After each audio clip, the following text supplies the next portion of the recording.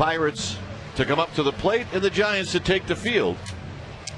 Our game time weather is brought to you by the Santa Cruz Beach Boardwalk. The admission-free boardwalk is open daily. 58 degrees. We've got winds at 16 miles per hour. The humidity is high, and it is foggy just the way we like it.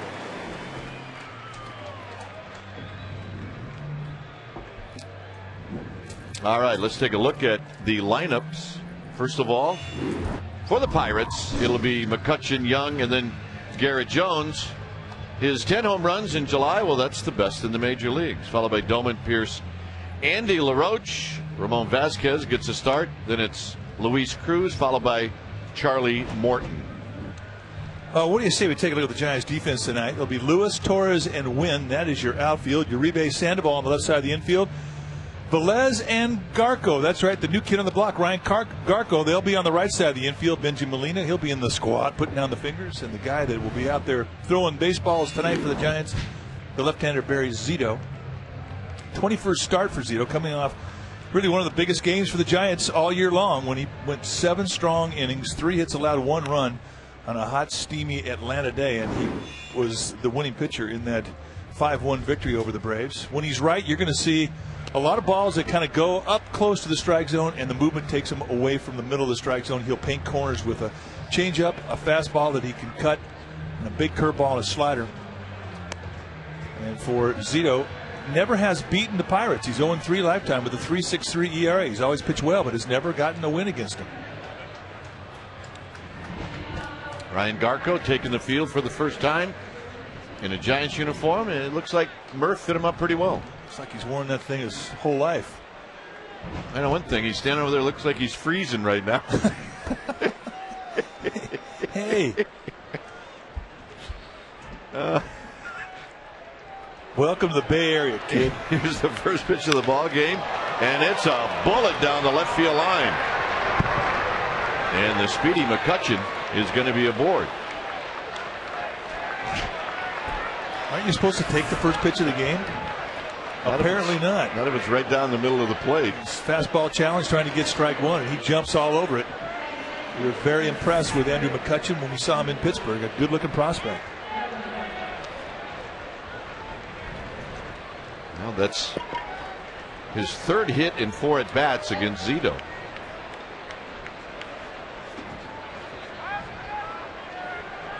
And here's Delwyn Young. And a strike called by home plate umpire Ron Culpa. McCutchen's got speed, as you know. He's got 9 steals. He hasn't been thrown out.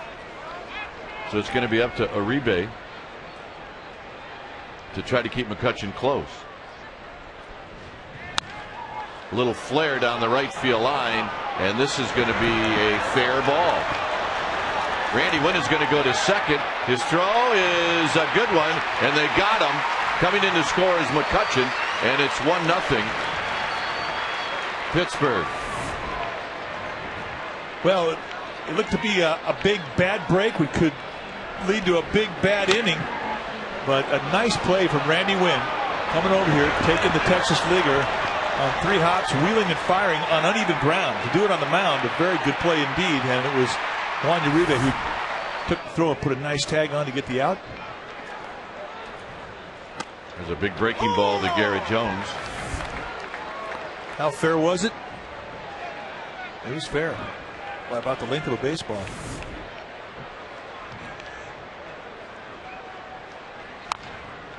Hit on the ground, foul. It's no balls and 2 strikes.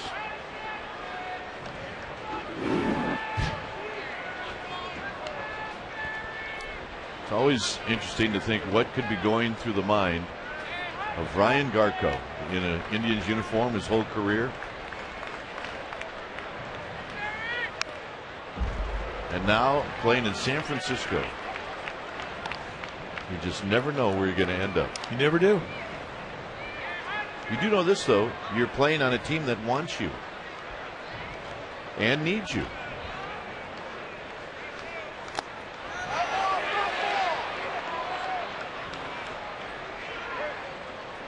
No balls and 2 strikes as Jones on a check swing fouled it at the plate.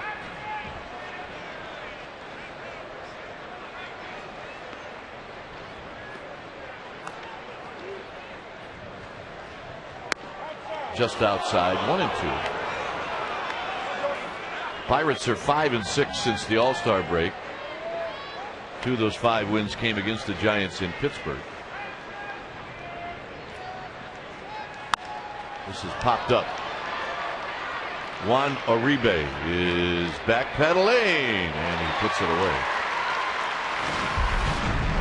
This was part of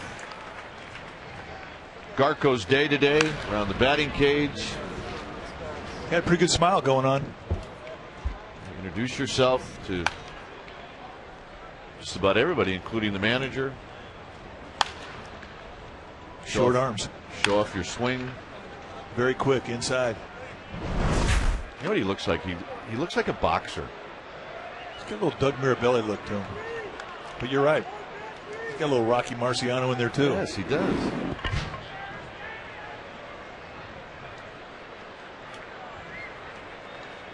Doman is a switch hitter, and he takes the pitch high. Overall, hitting .248.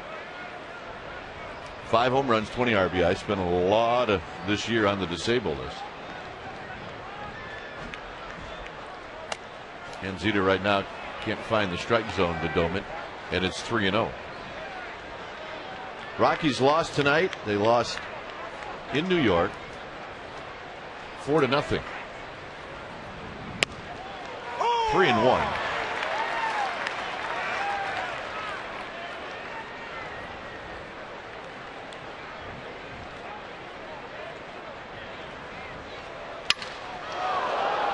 Sandoval, the spin, not in time, as Doman beats it out in a fine effort by Sandoval and Garco. Now it's sort of his signature play where he takes it to the backhand, spins, and shoots him down. I tell you, getting a look at Ryan Garco on the stretch, a nice piece of digging one out to try and get the out. So Ryan Garco introducing himself and his defensive abilities to the fans here at AT&T. Clearly, Sandoval can only throw out Dexter Fowler on that play. I guess. In the dirt to Steve Pearce.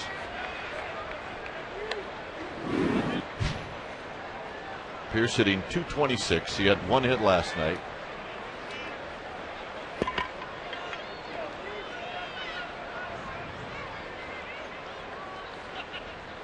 Swing and a foul at the plate. It's a ball and a strike.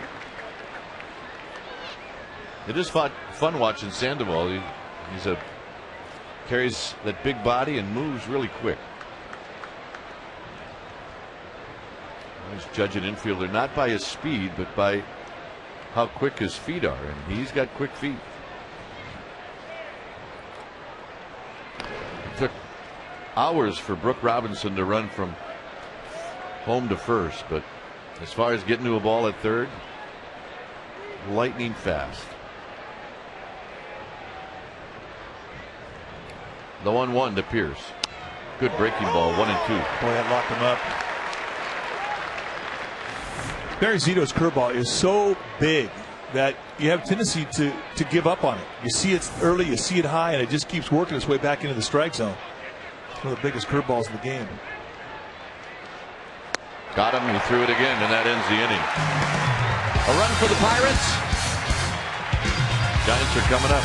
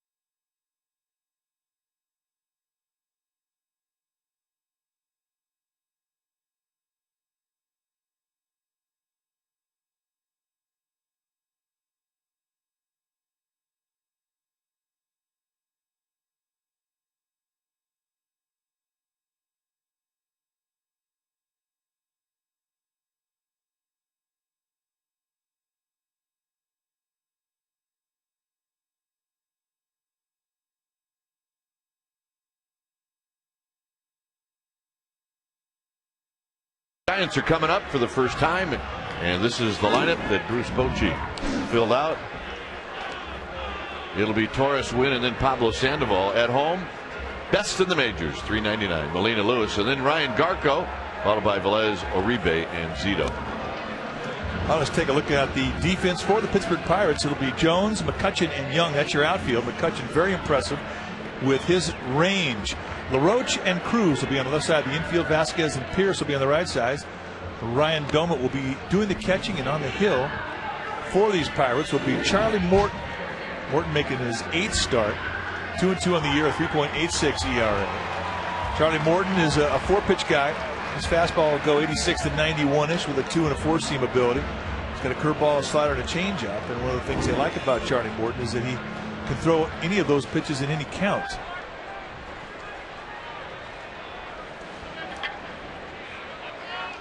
Here's Andres Torres, switch hitter with Aaron Rowan still on the shelf. Torres takes a strike. 1 for 4 last night. Got a couple of RBIs. When you get this time of the year, you have some of those regulars that are banged up, and you start to think, well, how important is the bench? And it is very important. And Andres Torres has done a good job coming off the bench. Bunts at this one and misses. 1-2.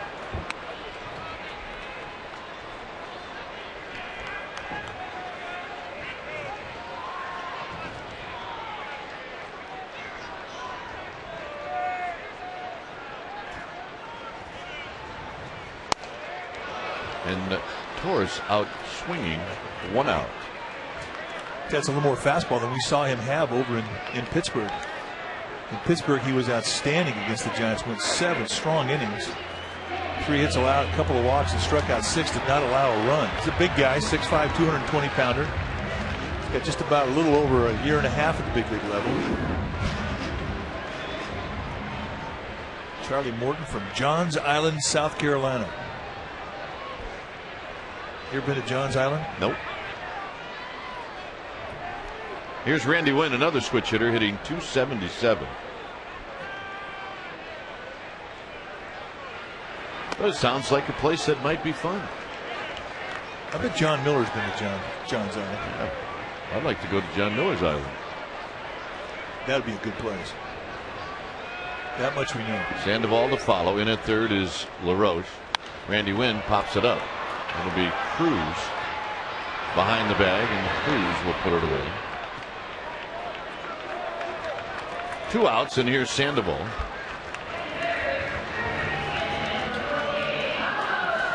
Sandoval got the Giants going last night with a double in the first inning. Now the Panda Masks are coming out. Oh yeah, they love the Panda.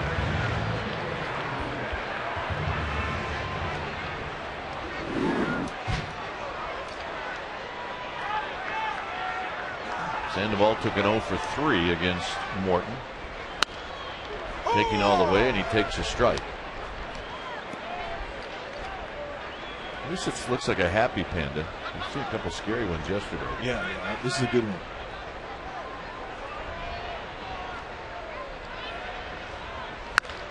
Up the middle and a base hit. Yeah, that's why they love the Panda.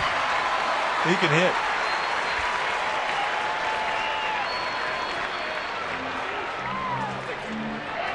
In this ballpark, I mean, he has the highest home batting average of any player in the league.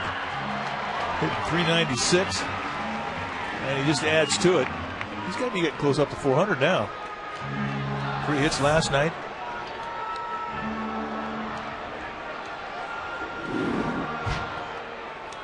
Benji Molina, 52 RBIs.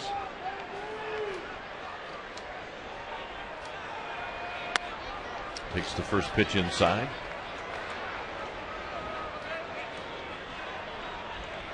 Ryan Garco has had his batting helmet on since 8 o'clock this morning.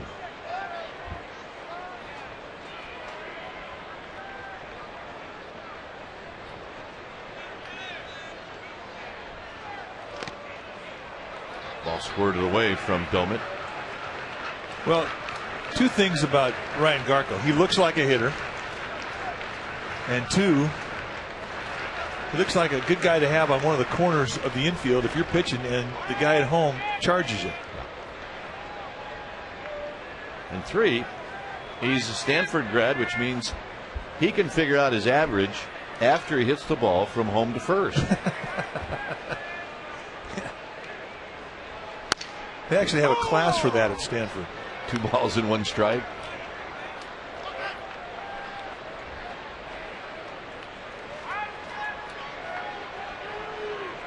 There's another Stanford grad. 2-1 to Benji Molina. Hit on the ground to third. That will end the inning. Giants pick up a hit. After 1, Pirates 1, Giants nothing.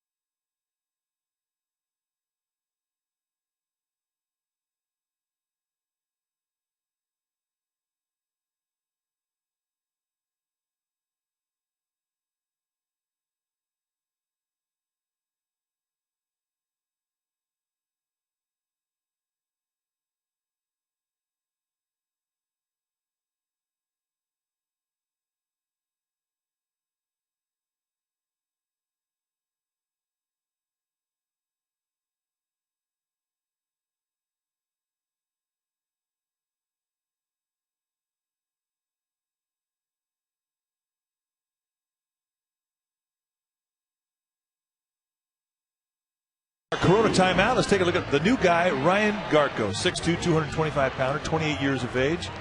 He's a lifetime 283 hitter with 53 big flies, 235 RBIs. Graduated high school at Servite High School in Orange County with a 4.2 GPA. Went to Stanford and was selected 3rd round out of there in 2003 as a catcher. And his favorite teams, he loves Notre Dame football and the Lakers. Plenty of time to work on that part of his game. Make it no balls and 1 strike. To Andy LaRoche. Plenty of time. On the ground, Velez. 1 out. If Velez would have bounced that, I think Bruce Bochy would have gone out and said, listen, kid, tried a lot of guys here, all right, and we can try some more. I think the guys that come up here and play second base know the deal. You need to get hot, and you need to get hot in a hurry. That's right. Here's Ramon Vasquez. And the strike. Vasquez hitting .244. A home run, 13 driven in. Feels like football weather, doesn't it? It does. Almost leads you to believe that maybe training camp is going to open pretty soon. Pretty quick. Yeah, there's a Detroit Lion fan.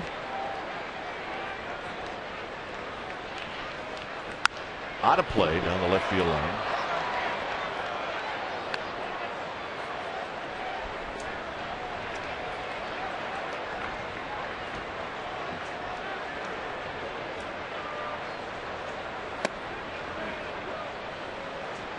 McCutcheon led the game off with a double. He eventually scored on a bloop single.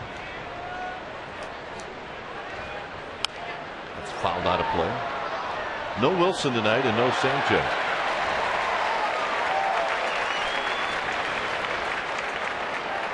That's a happy kid. He should be. Got him. Find the ladder on him. Let's take a look at the fan that catches this ball. Oh, yeah, you bring your glove, you make a play, and you become a hero in your section. Nice going, kid. Oh, yeah, that is a happy kid. He's going to retell that story about 1,000 times between now and next Sunday. As he should. Here's Luis Cruz. Uribe underneath his glove and into the outfield for a base hit. And with 2 outs, that'll bring up Charlie Morton.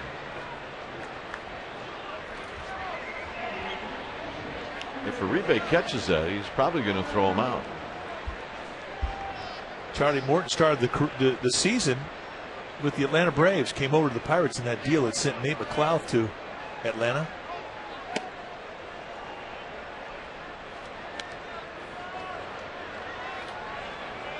Big strike zone at 6'5".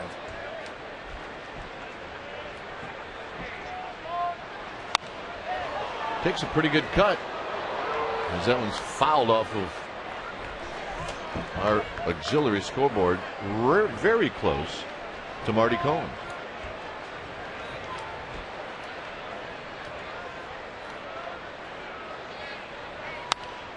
Another one at Marty Cohen.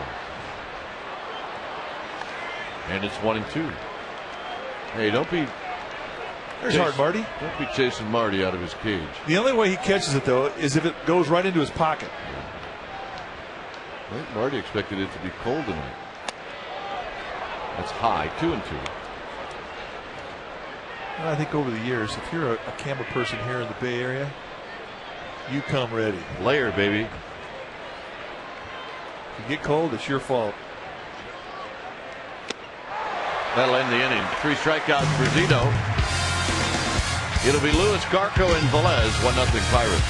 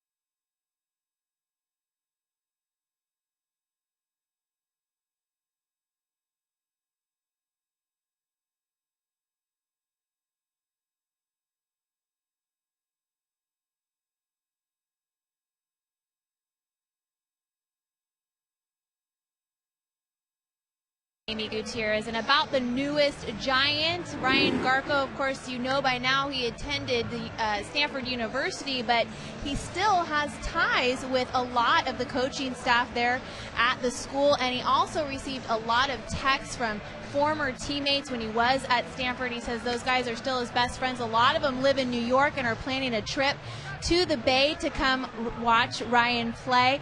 He, of course, grew up in Southern California, and when he did media availability earlier today, we asked him who was he a fan of growing up, and he said not the Dodgers. So I'll let you guys do the math on that other SoCal team, guys.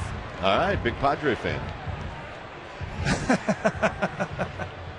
That's right. Here's Fred Lewis. Lewis to lead things off. Right back to where it came from, and Lewis is retired on one pitch. And here's Garco, and he should get a very nice applause. Better than very nice.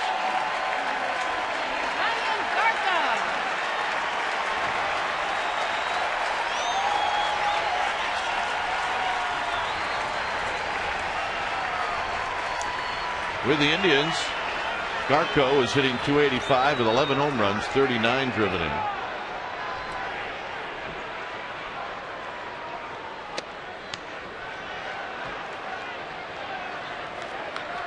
And he will start his career with the Giants wearing number 23.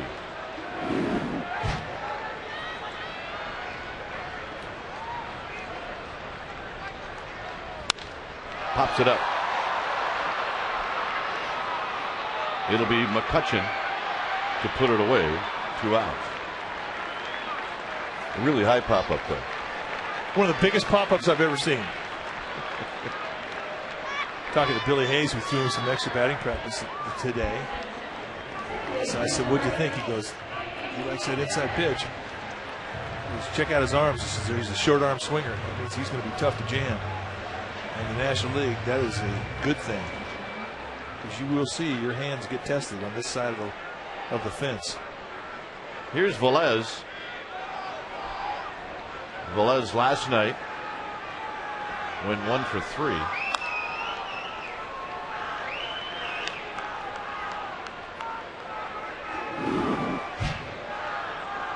Had a single, he had a walk.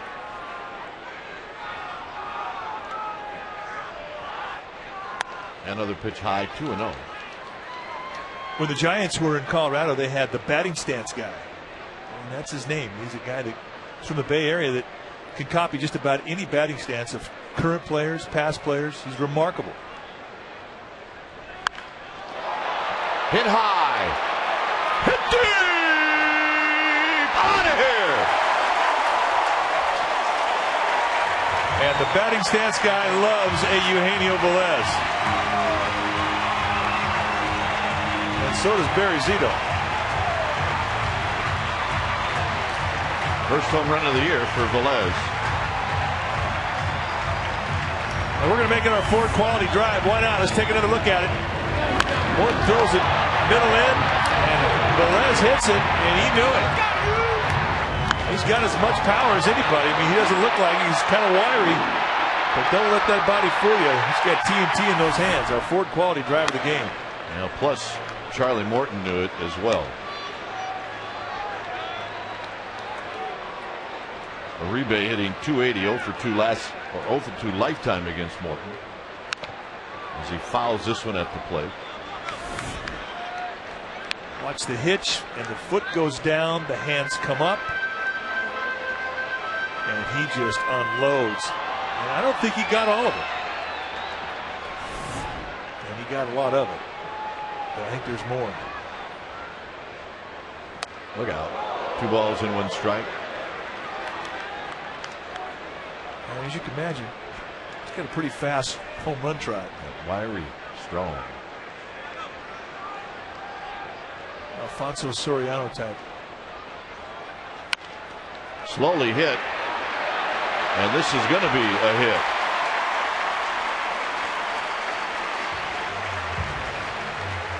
And Barry Zito's going to hit here in the second. And that swing of the bat by Eugenio Velez, the first run that the Giants have been able to score in 2 starts against Morton.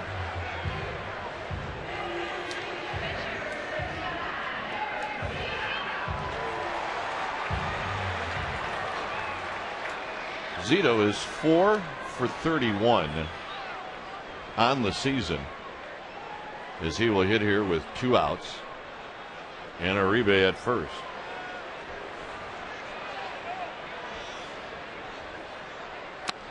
First pitch strike to Zito. That's a big time sink right there. Good movement on the fastball from Morton.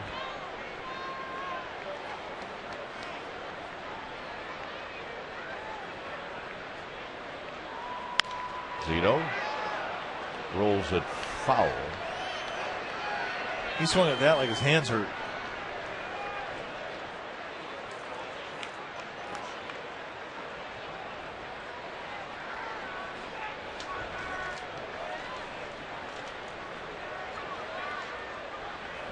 0-2. On the ground, Cruz, 6 unassisted. Eugenio Velez, he gets into the arcade with this swing. Bye-bye, baby. It's a 1-1 ball game.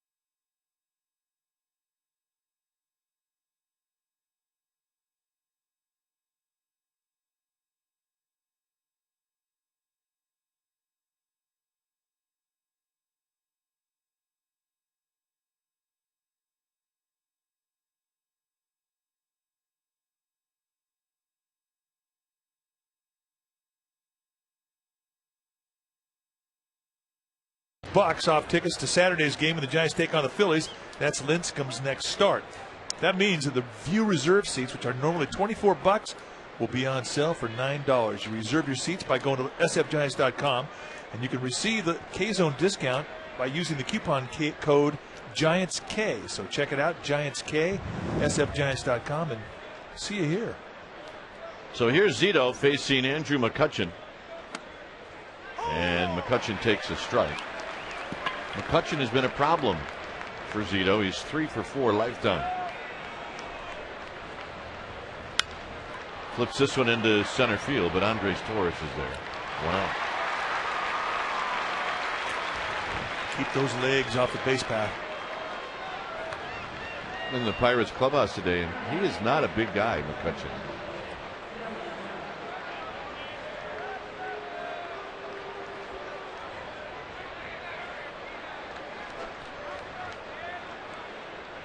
Here's Delwyn Young.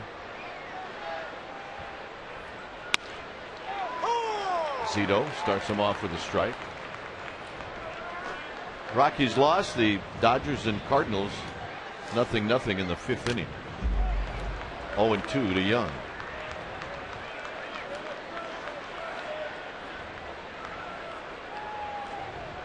Rockies start out that long road trip. I think it's a 10-gamer.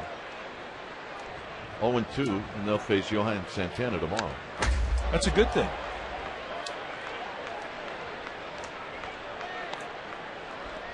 This is the time of year that if you're battling with another team for a spot in the playoffs, you're hoping that they hit rain delays and cold weather and hot weather and whatever Mother Nature can throw at them. Tough sky right now. Who's it going to be? Sandoval doing the pop-up dance makes the catch.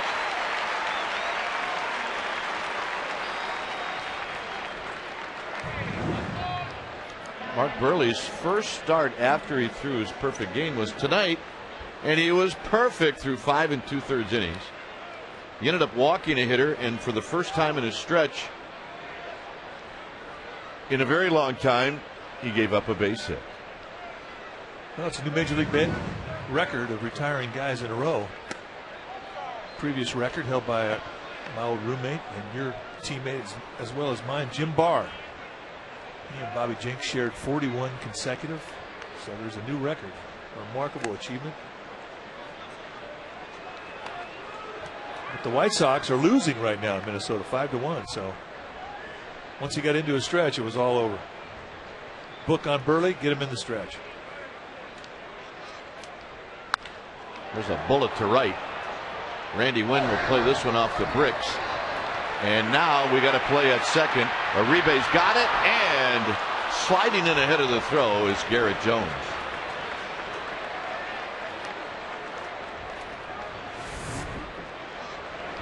Well, nobody plays this right field better than this guy.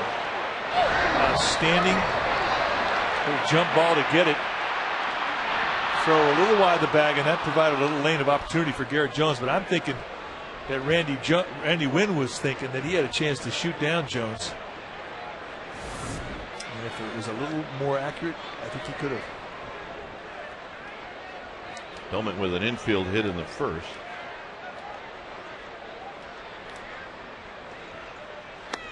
And a strike. Let's take a look at the slide from Garrett Jones. Chin burner? Chin or nose? 0-1 to Doman. Got a few whiskers left. Doman on the ground. Velez. Side saddle. Everybody's going to be safe. He does keep Jones from scoring.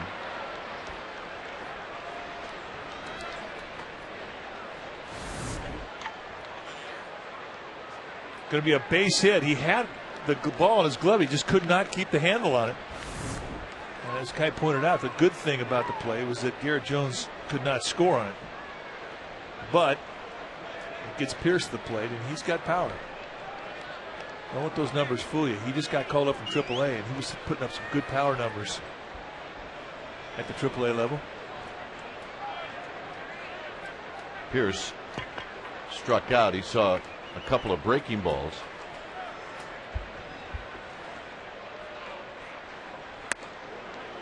One ball and no strikes. Pierce at the AAA level was hitting .287 with 18 doubles and 13 homers and 54 RBIs. And when they traded Adam LaRoche, he got the job at first base.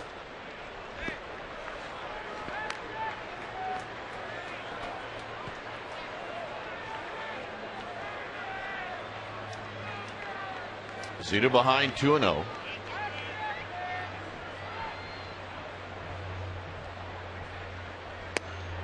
Ooh, pretty good pitch.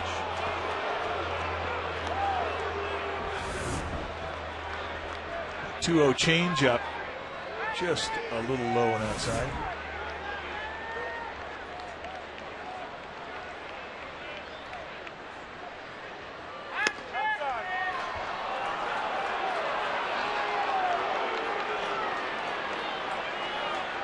Zito's first walk is going to load the bases.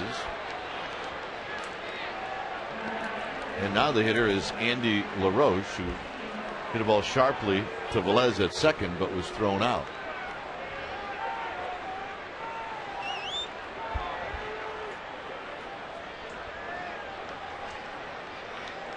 Likes the first pitch. And a strike, and it's 0-1. Fastball right at the knees, perfect position. Now he's got two pitches where he can go to the corner or below and hope that LaRoche follows him. He's not done well with the bases loaded. 2 for 20. Out of play, 0-2. Good slider. So fastball to open up the at bat. Then he goes slider on the hands. Now he's got all kinds of options.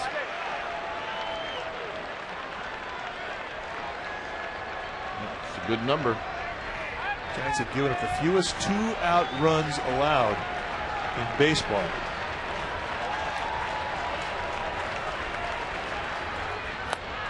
One and two. Good 0-2 pitch. Little back foot slider action. Now with all three pitches having gone down around the knees, he could change sight lines and go upstairs. There's the slider, the back foot slider they call it. He could go change up away. He could try and cut him on the hands. He could just throw one, shoulder high out over the middle of the plate.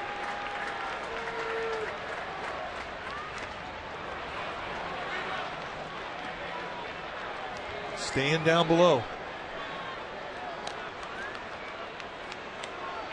Jones, Domit, and Pierce are your base runners. All arrived after 2 outs.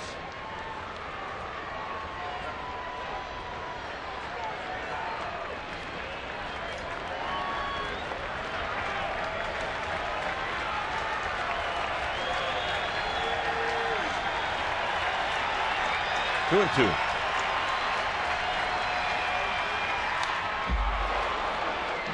High fastball, and he fouls it off the screen. Just caught a piece of it.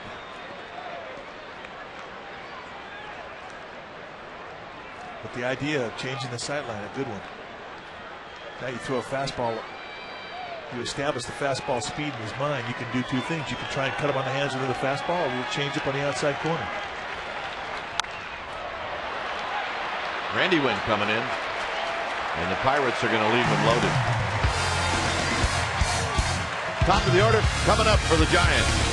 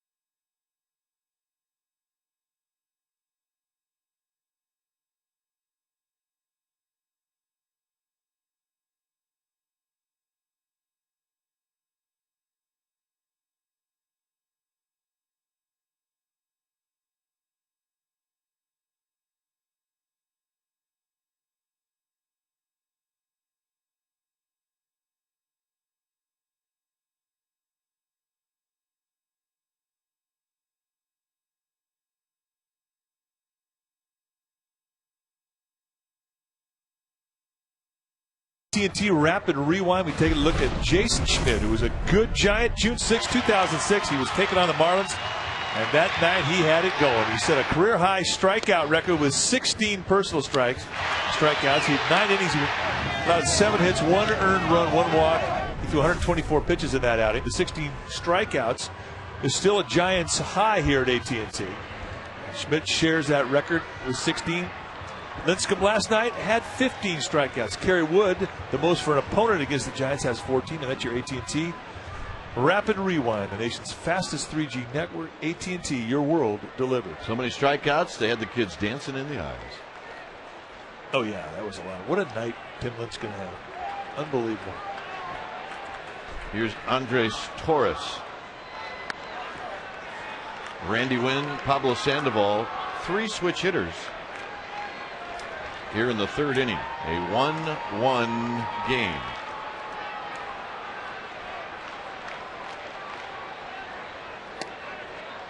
Inside corner strike.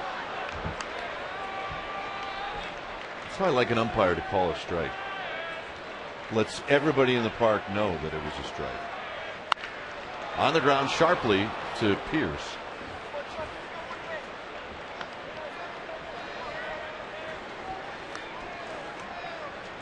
Well, fans, as a thank you for your support during the first half of the season, we're going to give you a special $10 view reserve seat redeemable when the Giants take on the Philadelphia Phillies July 30th through the 2nd.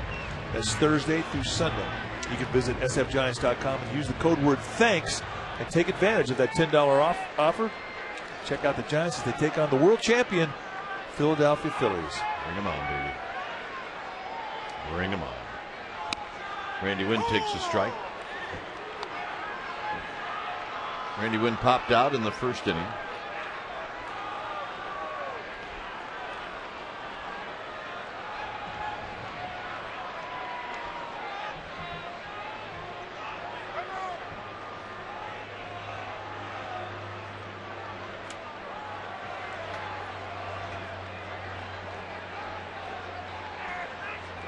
came in. I think he caught Domit in the mask with his bat.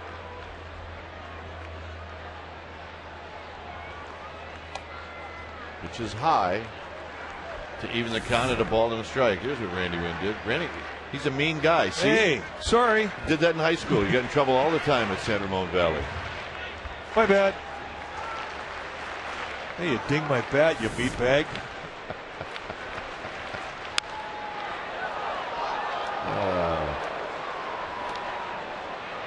Never trusted those kids from that high school. From San Ramon? Still don't. And where did your children go? Monte Vista. Oh, I get it now. They played fair. Good rivalry over there. 1-2 to Randy Wynn. Really, bad news today. The other kid from San Ramon Valley High School, Nate Sherholtz, on the disabled list. Nate Sherholtz with some hip problems.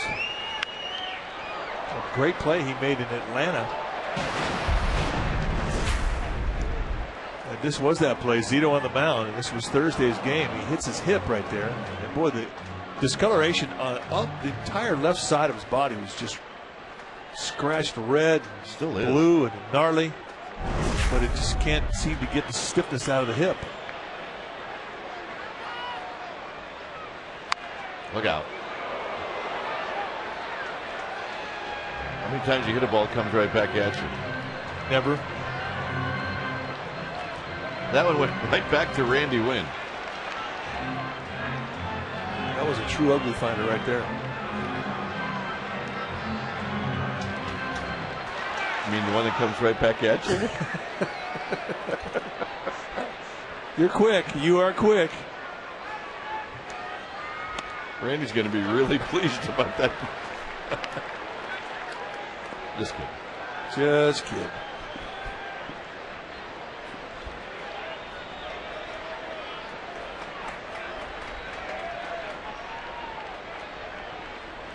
Another 2-2 offering.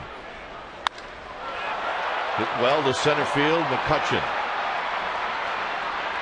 He'll put it away. 2 outs. And here's Sandoval.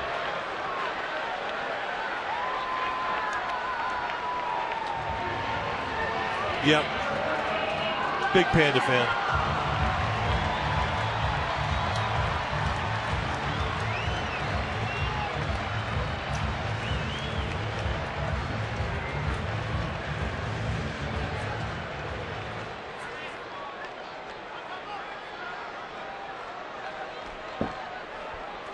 Sandoval singled in the first.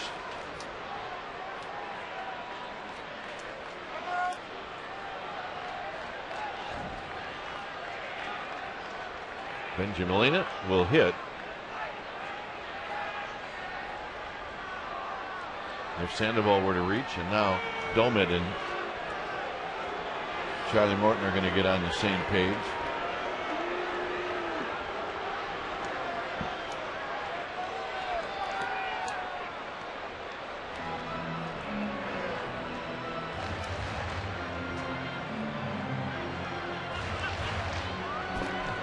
Yep.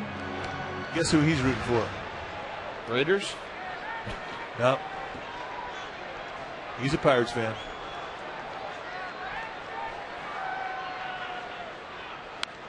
Sandoval fouls it back. Either Tampa Bay, Oakland, or Pittsburgh. That's as far as we could go with that. He needs a ship. He's rooting for the Giants. That's who he's rooting for. So he. Oh, jeez. Scared me. He dropped an arg on him. Arg. Watch this. All right, easy.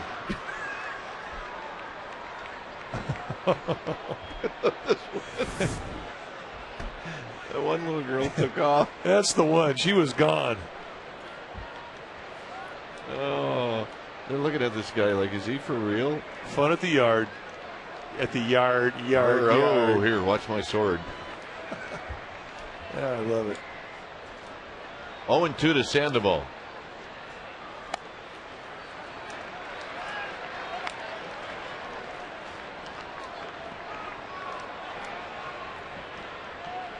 A run on 6 hits for the Pirates, a run on 3 hits for the Giants. A Eugenio Velez, a home run. They're going to say that Panda went around to end the inning. 4th inning coming up. It stays 1-1.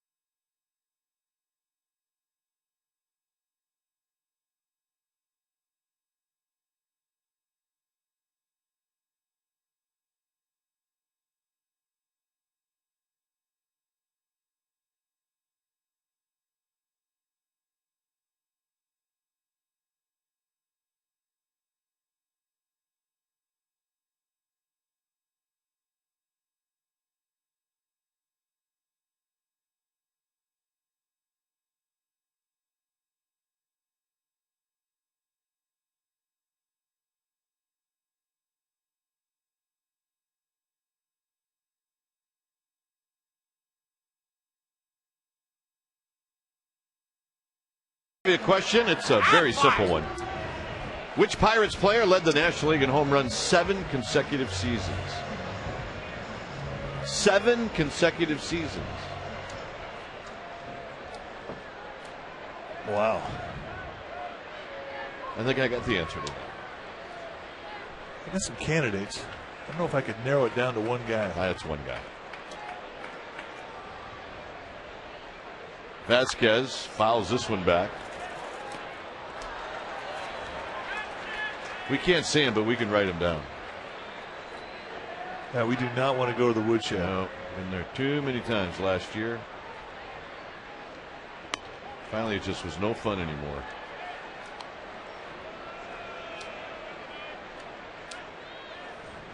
But I have my coffee, and I am very happy right now. Yep. I'm with you on that. 2 balls and 1 strike. Make it 2-2.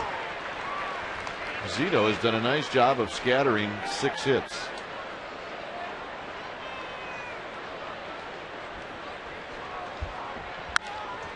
Rolled to Velez. I think Eugenio Velez is working on his changeup over there at second base. He needs to put a little extra on it. You got your coffee? I do. You're all set? I'm ready. Means I'll make the 9th.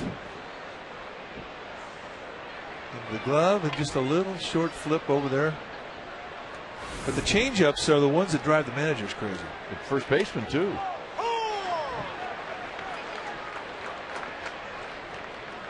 Cruz singled in the 2nd. Cruz singled under the glove of Juan Uribe.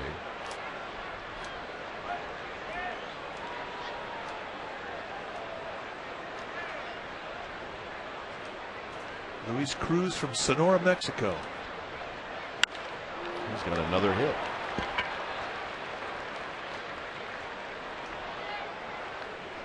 Zito just took a peek at, who is that guy? He threw a pretty good changeup right there. And Luis Cruz had plenty of balance on it. He was not fooled at all.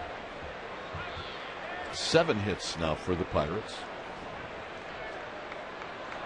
Charlie Morton looking for a sign. I can tell him what he's going to be doing here. Put the butt down, kid.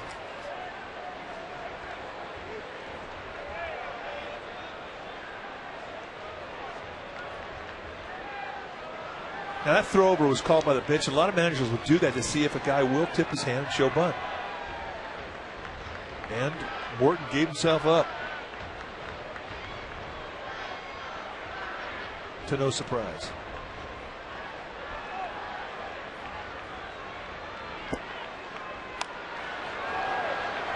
Bunts that ball straight back and out of play.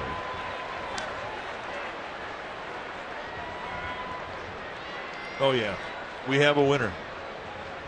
He's going to hurt himself if he doesn't sit down soon.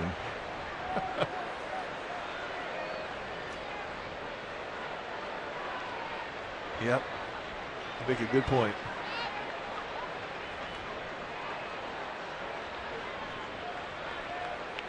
Morton bunts it foul. He's got one sacrifice bunt this year.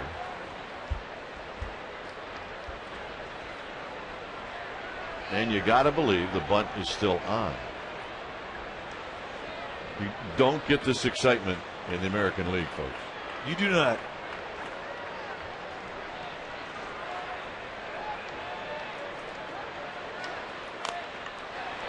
Like that. I mean, you just don't get that. Well, you know, back in the day when I played at Wrigley Field, the right field section of the bleachers would be where all the gamblers were. And they would have a standard bet when a guy got into a bunt situation as to whether or not he would bunt it down fair and get the job done, bunt at it and miss, or bunt at it and foul. First pitch bunt. I mean, this is a big betting thing right there. They don't get to do that in the American League. No. That's why there's more bettors that watch National League Baseball for that very thing. Just like quarter bets. Fudgies. Yeah. Not real money. Service. Rights and service. McCutcheon takes a strike. 0-1. I mean, for Morton, it's a spot where you had a chance to get a guy in scoring position with a guy coming up, McCutcheon, who's had good at bats against Zito.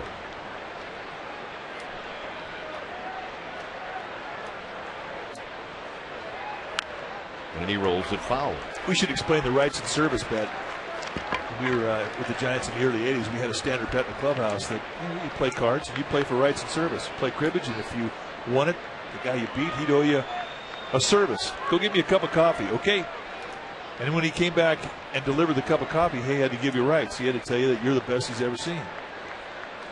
So rights and service was a substantial bet. You did not want to lose that. Very high, 1-2.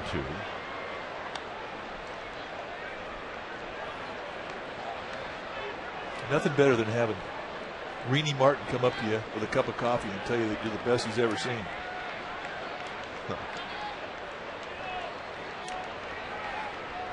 Cruz at first, Zito. And a 1-2 pitch instead of throw to first.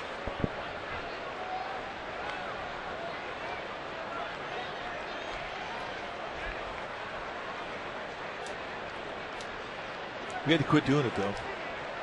Some guy started to cheat at cards. Too much of a temptation. What a shock. We had a guy that lost service so many times. Remember the old show Hazel? Yeah, that's what they called him. Hazel was a little sitcom about a gal who was a maid. So they called him Hazel, huh? Swinging a foul.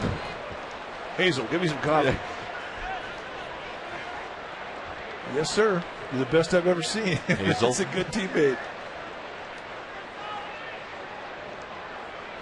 We were talking at dinner in Denver about some of those old shows that John Miller, who has a great mind remembering all those things, hit on the ground to Uribe, and that will end the inning. It was unanimous that Hazel was a really bad show. Left center field hit pretty well. Benji Molina to lead things off. It's 1-1. Hazel. Benji Molina.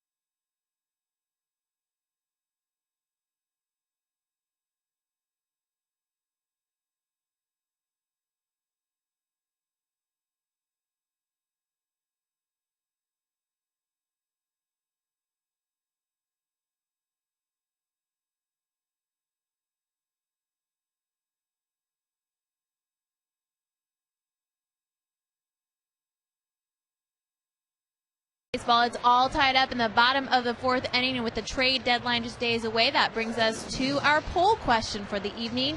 Go to csnbayarea.com to check it out and vote. Here it is. With the acquisition of Ryan Garco, do the Giants need to make another trade? Quite simply, yes or no. Give us your answer, and you can check out the results in Giants Postgame Live. Dwayne? All righty. Mr. Garco getting ready to hit. It'll be Molina, Lewis, and Garco here in the fourth, a 1-1 game. Benji Molina bounced out to third to end the first.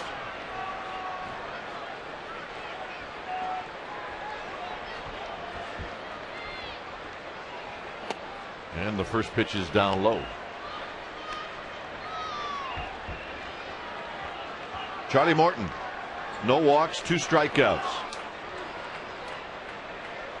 And Molina takes high, 2 balls and no strikes. Giants are 4-7 since the break, and a tremendous 32-15 record at home. And Molina bounces this one up the middle and a base hit. How he hits that pitch, I have no idea. That thing's about 3 inches off the ground. And if you're making the pitch, like Charlie Morton did, you're asking the same question. How the heck did he hit that thing? Well, you can tune into the Bay Area's #1 rated 11 p.m. newscast, NBC Bay Area tonight at 11, and you can wake up with traffic and weather on NBC Bay Area weekday morning starting at 4:30 a.m. Here's Lewis. Lewis hit a comebacker.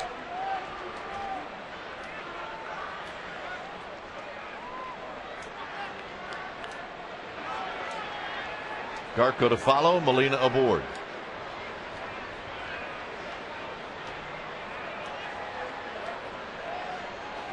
Lewis takes low and away. The Nationals beat the Brewers again tonight. Milwaukee is now 2 games under 500, and they've lost 3 straight. Nationals have won 4 in a row. Jim Riggleman, manager of the year. No kid. Lewis down the left field line. That'll curl foul. Fridge for life.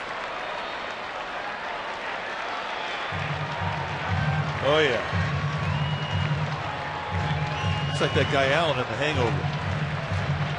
Those are the guys from Hangover. That movie make you laugh or what? Yes, it did.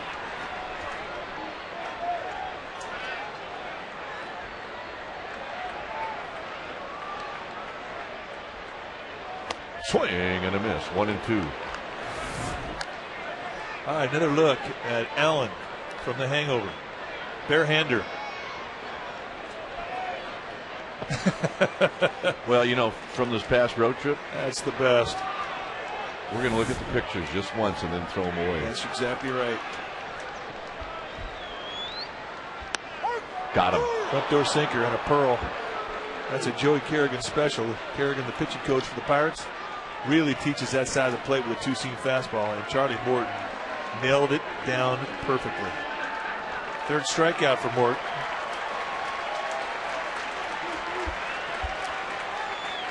Here's Garco. Garco popped up to center field in the second.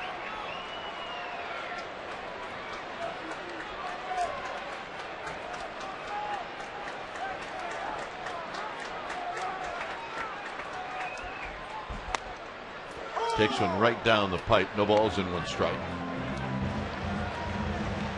Eugenio Velez to follow.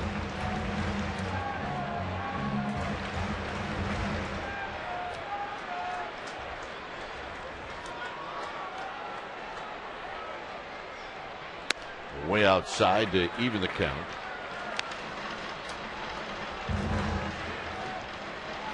Final game tomorrow.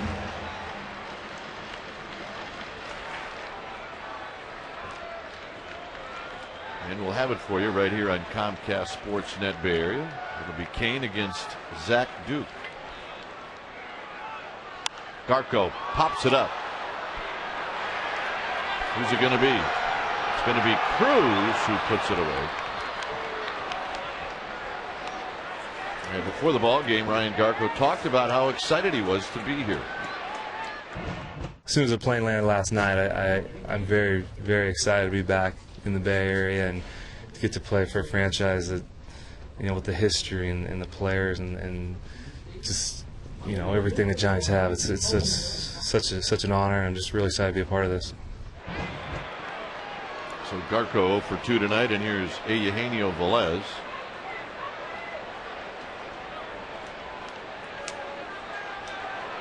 Velez hit a home run in the second inning.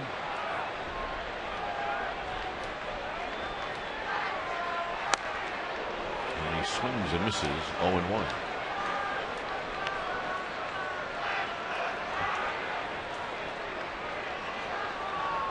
Difficult guy to really defend against because he can hit the ball everywhere. And that's from both sides of the plate. And he is line to line left-handed, and he is line to line right-handed.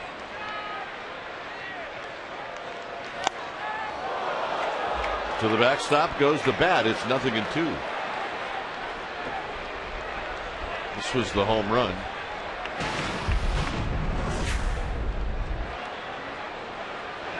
Little fastball that just sort of stayed middle in, and you saw the head of Charlie Morton drop as soon as the ball left the contact of the bat.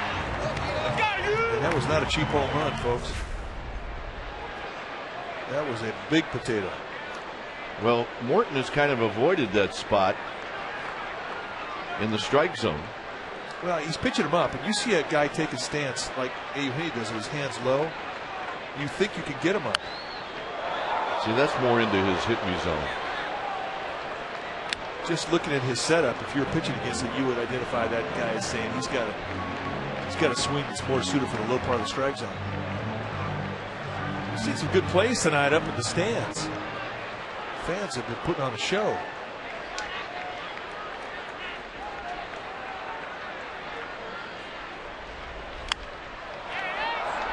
Hey, right into the luxury suite level. Oh, yeah.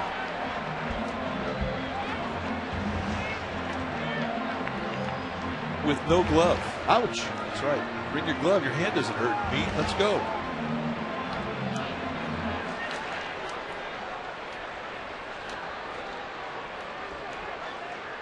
Oh, and 2 to Velez. He's not cheering that ball either.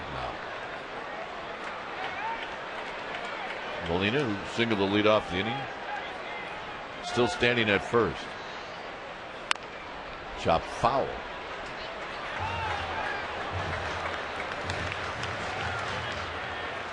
Yeah, he has not given it up yet. Need to get that guy an ice bag. See, if you bring your glove, your hand's feeling good. There you go.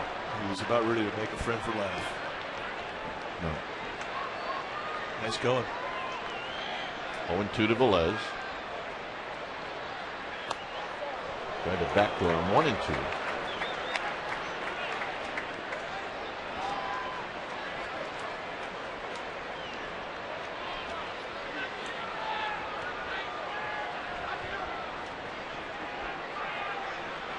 He sets the grip to a circle change. Ooh, good pitch. Wow. Tried to back go with a breaking ball. He did not miss by very much. Just missed, and a nice frame job there from Domo. We were impressed with Domo's catching abilities in Pittsburgh. Real nice job of just keeping his body still and moving his glove and framing a pitch to a corner.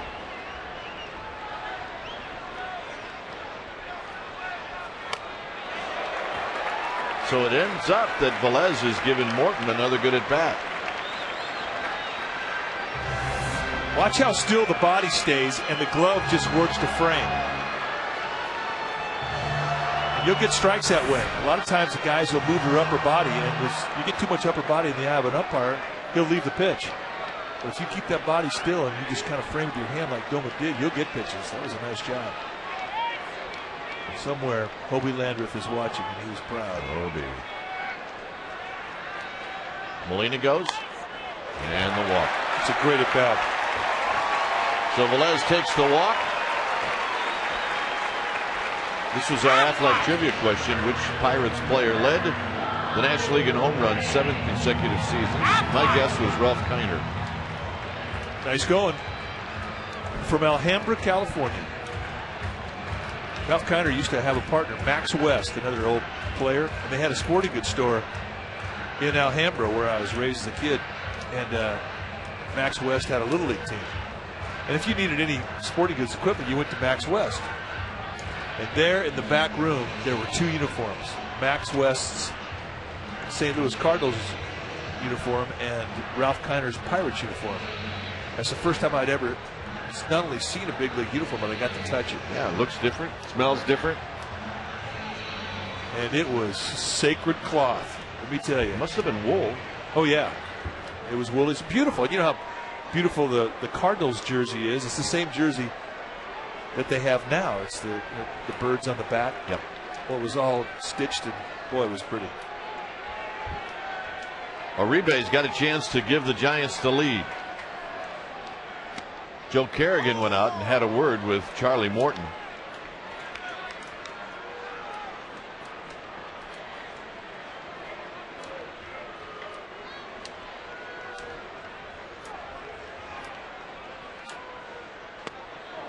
Nothing in 2. Backed him up, a couple breaking balls. I mean, this is obviously a situation where you can play with a base with a pitcher on deck. If you throw a fastball to a hitter in this scenario, you're not throwing it in the strike zone. There's no such thing as a get it in pitch when you have an open base in a tie ball game and a pitcher on deck. It just does not exist. Unless, of course, you have a great hitting pitcher.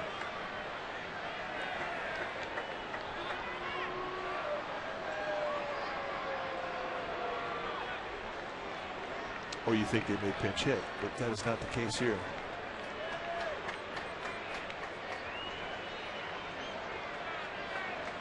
Oh, and 2. Fouls it out of play. Fastball up above the strike zone. An excellent pitch. I mean, you throw 2 breaking balls that break down. You establish down in the eye of the hitter.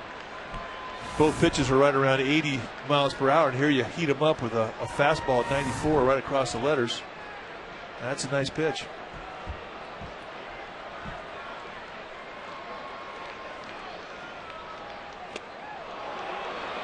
That'll do it.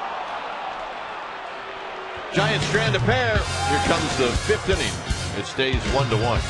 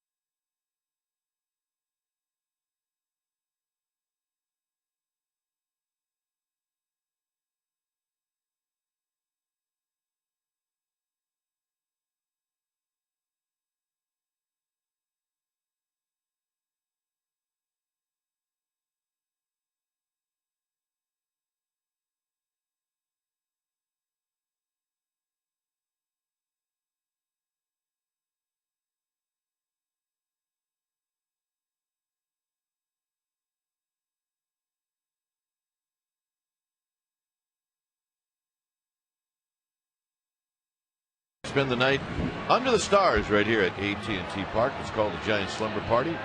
Participants receive a game ticket. It's the Giants and Dodgers that day. Then camp out on the field. Amichis is going to bring some pizza. Will Clark and JT Snow are going to tuck you in. Visit sfgiants.com/slumber party or call 415-972-2361. Yep, he's got the whole family. You know what this guy does for a living? He's a Sherpa. He climbs Mount Everest. Wow. Yeah, that's what I'm saying. This one is going to end up in Mount Everest. Foul. That's a designer strike right there. Cardinals have taken a 4-0 lead on the Dodgers. There's a strike, 0-2. I think our Pirate enjoyed that score you just gave us. Why, did he do something weird again? He did. Hit on the ground. Garco over his glove on a bad hop single. And Young is aboard. Wow, what kind of hop was that? That'll be a base hit, and here's Garrett Jones. Watch this ball come up and it really bounces over his head. I think you get a bounce like that, you're saying one thing to yourself: I'm glad I wasn't in front of it when it came up like that. Yep. Jones doubled in the third. You know what Garco's thinking, don't you? I hope they're not all like that. Yeah, I hope this infield's not like that every time. Zito starts out Jones with a strike.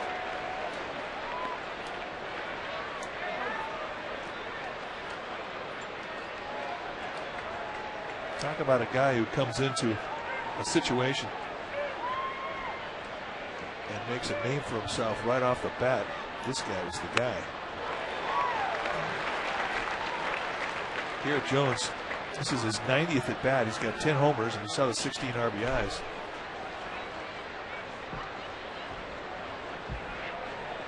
Jones steps out. 0-2 with Domit to follow.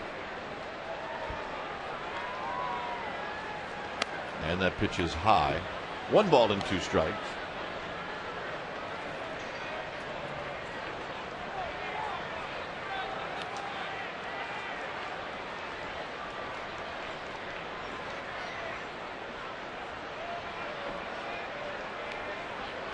Young with 2 steals on the year.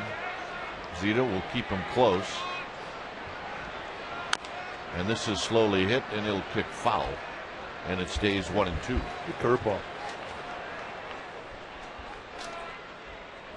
Chronicle live tonight, presented by Autotrader.com. It'll be on the air at 11 o'clock right here in Comcast Sportsnet Bay Area. Ryan Garco, Jack Wilson, and wheelchair rugby star Chris Cook, hosted by Greg Papa. Chronicle live, 11 tonight.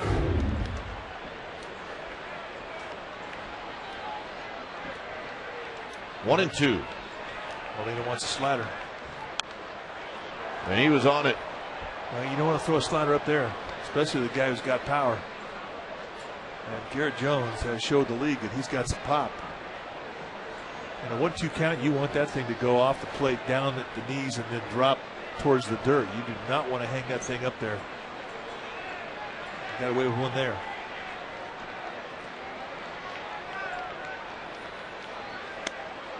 Tried to shave that outside corner. It's 2-2.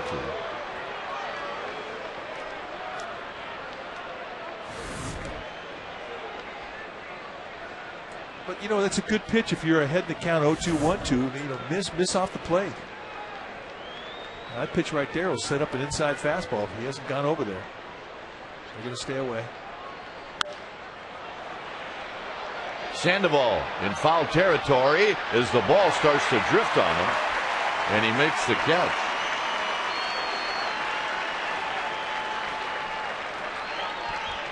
And with one out, here's Ryan Domit.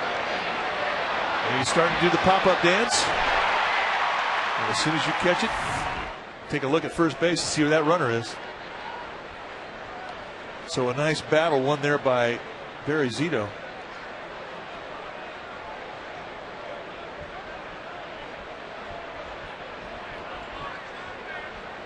Chat between Molina and Zito.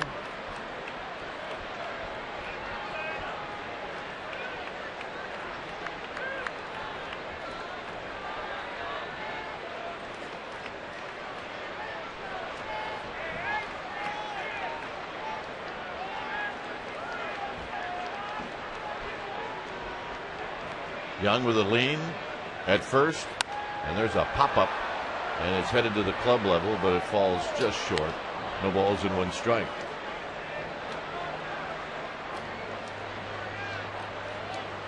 One run on 8 hits for the Pirates, 1 run on 4 hits for the Giants. You could be sitting there feeling pretty mellow about the game, and all of a sudden a foul ball comes into your section, and it's an instant energy. Swinging a foul back. It's 0-2. And you really have to pay attention if you're in the first row right behind home plate, because check her out. Oh yeah, pay attention. It never gets old. She's still rubbernecking. And tight to Domick. Good pitch. 1-2.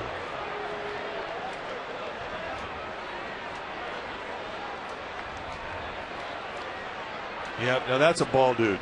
That's how they're supposed to look.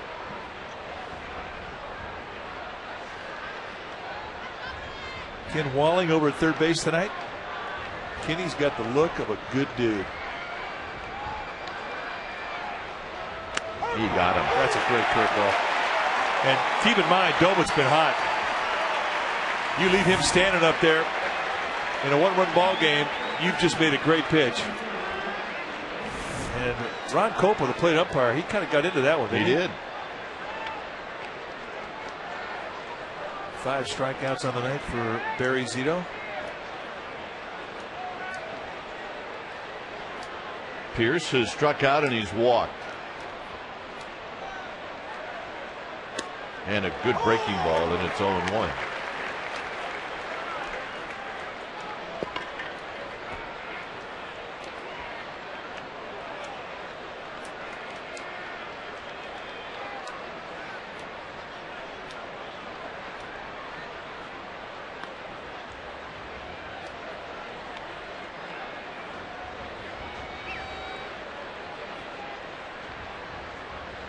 It's been one of those years for Zito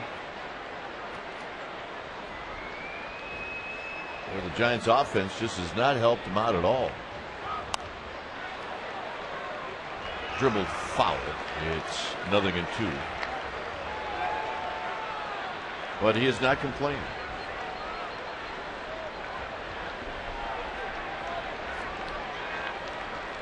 He never does. He just gets ready for the next start. They get him 2.79 runs a game, and it's pretty much been that way for the time he's been here. They never have gotten him runs. 0-2 to Pierce. But you made a great point. He doesn't complain. He's as good a pro as I've been around. When this game ends tonight, and he may win this game 6-1 or whatever, as soon as he leaves his ballpark, he's getting ready for his next start. And that's what you're supposed to do.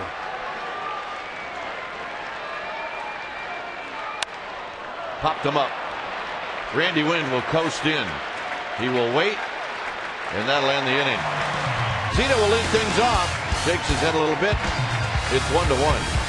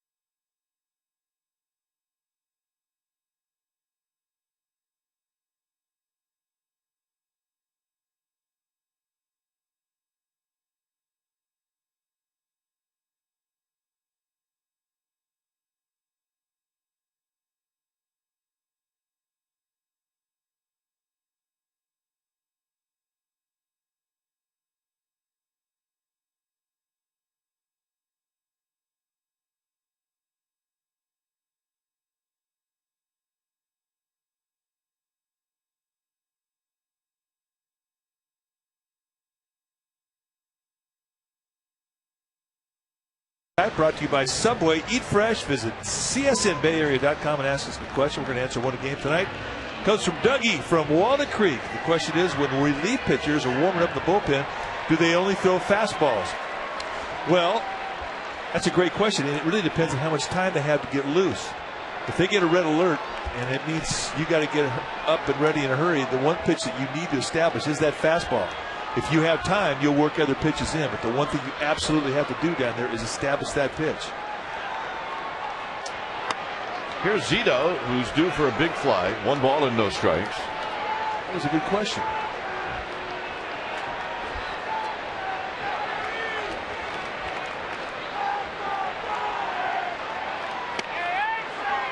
And there's not a bullpen guy in baseball that can't tell you a story where they get the red alert and they get up and start throwing. About 5 pitches into it, here comes the manager, and they're in the game. Zito taking all the way. 2 balls and 1 strike. But on a warm day, I mean, you know you're going to get 8 more pitches once you get out to the main diamond. So if you get 7, 8 pitches on the side, I mean, it really is a bare minimum, but it is enough to get your arm loose and your fastball established. I once asked Scott Greltz how he got loose, what his whole philosophy was behind getting warm before he went into the game. He said, get it and start throwing it as hard as I could. None of this ease into it. Just get it, and it's pound. Well, it worked for Scott Greltz as Barry Zito draws the leadoff walk. Wow. That's a gift. And you know what Morton's thinking? He's thinking, I got a pitcher lead the inning off. I'm going to get a quick out. And he just walks a guy. That makes a pitcher burn.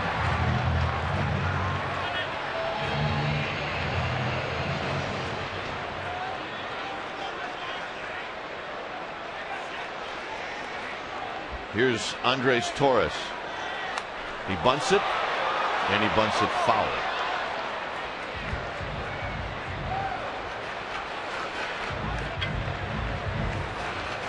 You got pressure on Zito there, who's not a fast runner. That bunt's got to be good. Plus, you'd like to do it in your first attempt. Otherwise, you get Zito doing sprints between first and second.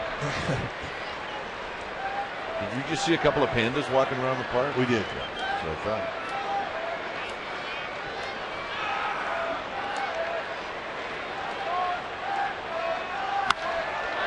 Hit very high into left center field. It'll be Jones making the catch. 1 out. Torres is 0 for 3. And here's Randy Wynn.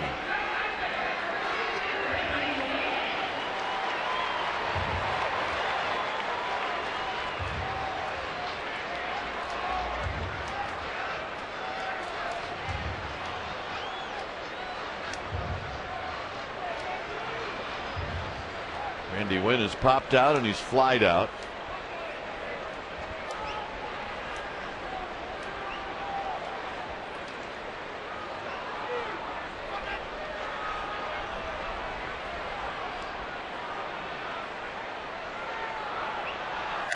Low and away. 1 ball and no strikes.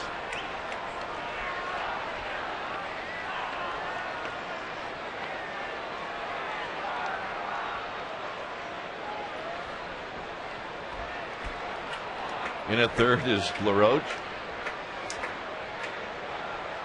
Outside again, 2-0. 71 pitches for Charlie Morton. Nice crowd here tonight. Bleachers are full, arcade is full. Great place to watch a game. Big in the yard. Yep. Love this place. 3-0. And Morton again. Having a problem trying to control all that movement. And you see the pitch total. He's not had a problem with command until this inning. And those are easy takes. And that's the thing that really upsets a pitcher. Is when he throws a pitcher up there and that hitter's not even close to taking a hack at it because he knows it's a ball early.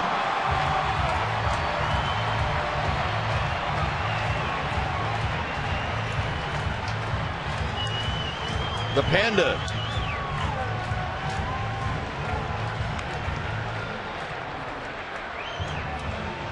Single in the first. Struck out in the third. Zito at second. Win at first.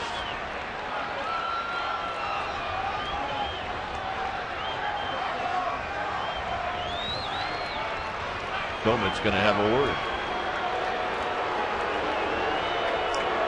But when a guy's starting to miss, all of a sudden, all over the strike zone with his stuff, you want to go out there and you want to try and get his focus back to your glove, and then you want to try to remind him to keep your eyes on that target, not watch the ball after you throw it. Well, we say this a lot, but it really is a basic throwing skill. And a lot of guys at times will forget it. The easiest thing to do is to watch the ball. They call it spiraling the ball. As you would throw a football and you check to see what type of spiral you have on the ball.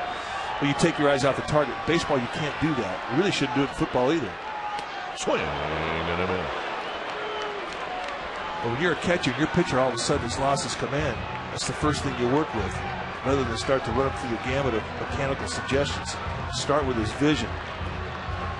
Keep his eyes on the target.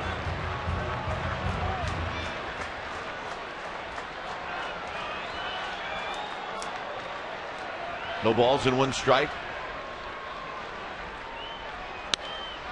A little flare down the left field line. That'll be out of play, and now Sandoval behind.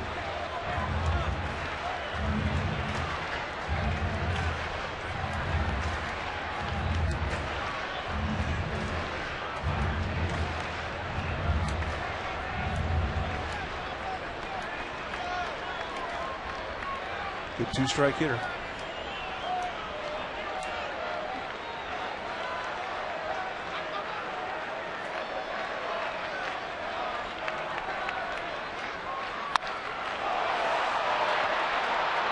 Very playable for McCutchen.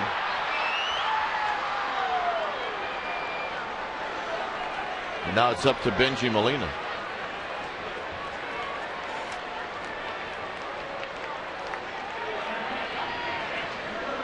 Well, it happened in Atlanta. Zito's last started, he went 7 innings, and the score when he left, the game was 1-1. And in that top of the 8th, the Giants scored 3. And that would be the end of the scoring. Well, they need a hit with a runner in scoring position.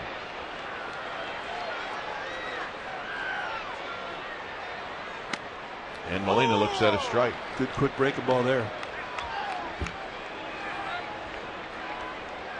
Benji Molina with the base hit in the 4th. He bounced one up the middle.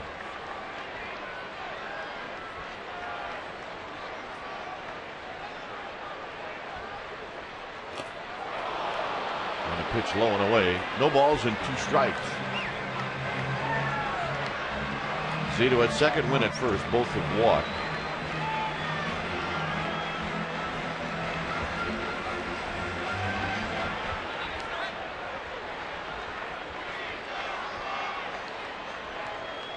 Fred Lewis would love to hit this inning. He's on deck.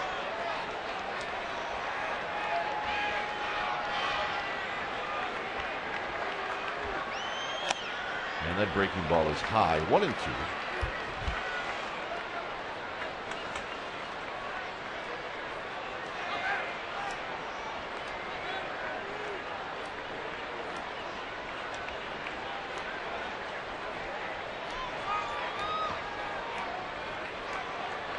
Zito with a good lead off of second. Foul. The kicks out into shallow left field. Ken Walling. Old soft hands. You want to know what Ron Fairley's going to look like in 10 years? Take a look at Ken Walling. Good call.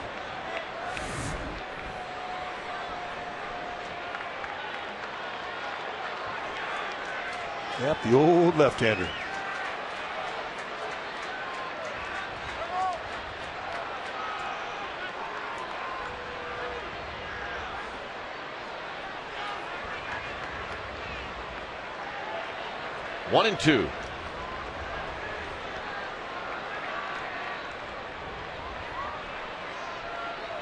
Got him. Giants leave a pair. Here comes the 6th inning. It stays 1-1.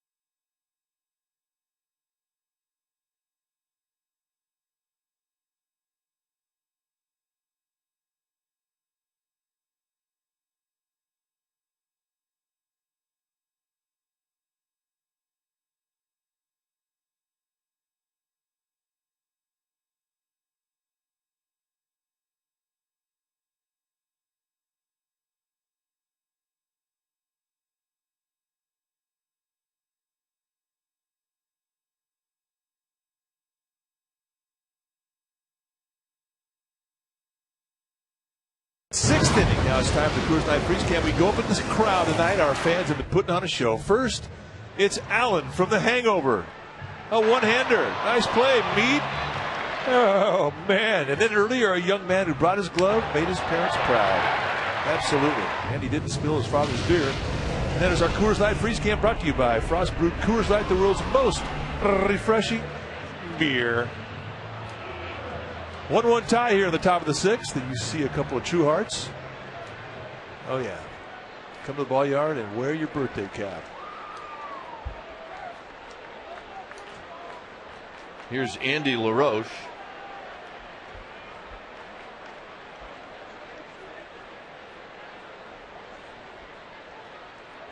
Andy LaRoche is 0 for 2.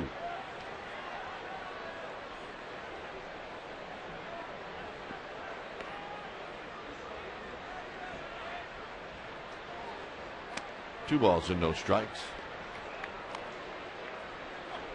Zito with 1 walk, 5 strikeouts.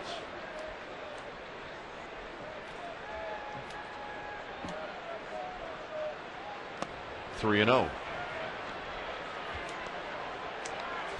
And now he'll take a walk.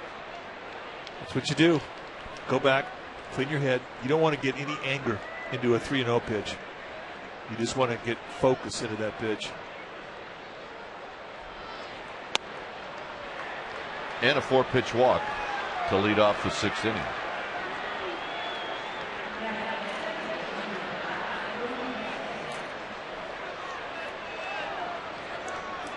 This is where Bruce Bochy and Dave Righetti will watch Zito very carefully. As Ramon Vazquez will stand in.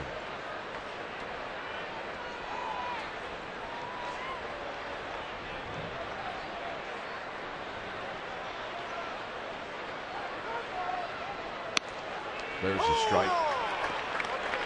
Sergio Romo starting to get down to the Giants bullpen to get greased up.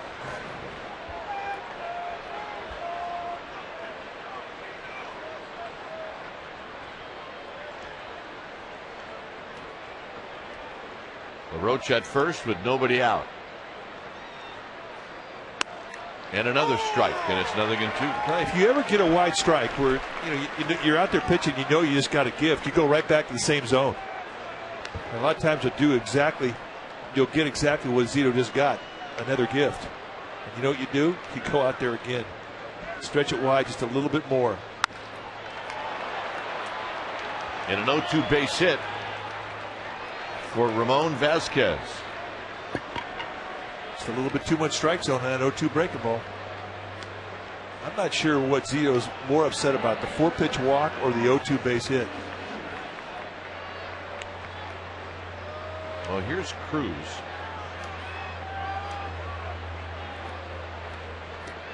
Well, he's had 2 good at bats against Zito. I doubt they're going to bunt him. Yeah, Charlie Morton is on deck. Nobody's down there throwing their bullpen, so Cruz is hitting away.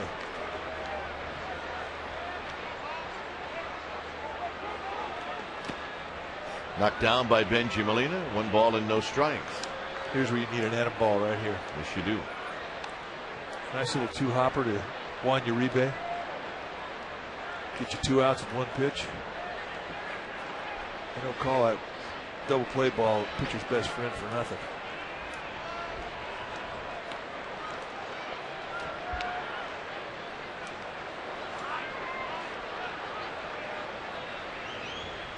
Fouled off the end of the bat. 1 ball and 1 strike. I mean, I really am a little surprised that the Giants have kept Sandoval at third base. Sandoval playing even with a bag at third, and you see his defensive right there. You do that for one reason, if you anticipate that he might bunt.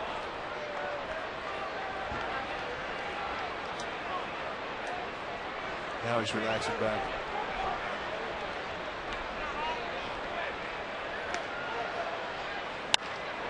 Hit into left center field. It'll be Torres who makes the catch. They're kind of hung up there. It's a big out right there. Now you play the bunt, which Charlie Morton had a hard time doing in the 4th inning. In fact, he struck out trying to bunt.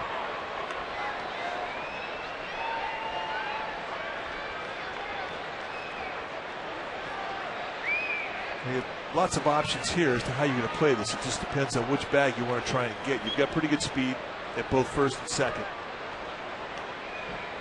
Generally speaking, if you have a runner with below average speed, then that's the bag you'll play to try and get him.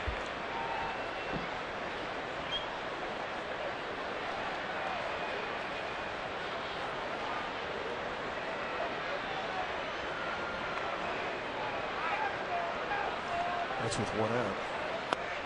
In the dirt, and it's a ball and no strikes. You have a no out situation. Obviously, you want to try and play for that third base runner at second going to third. But with 1 out, it's a little bit different.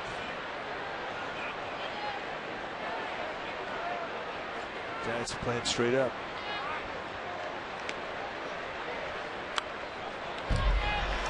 One ball and 1 strike. Right now, Morton is 0 for 4 in the bunting department. You know what he'll be doing tomorrow? Off the tee. Bunting off the tee.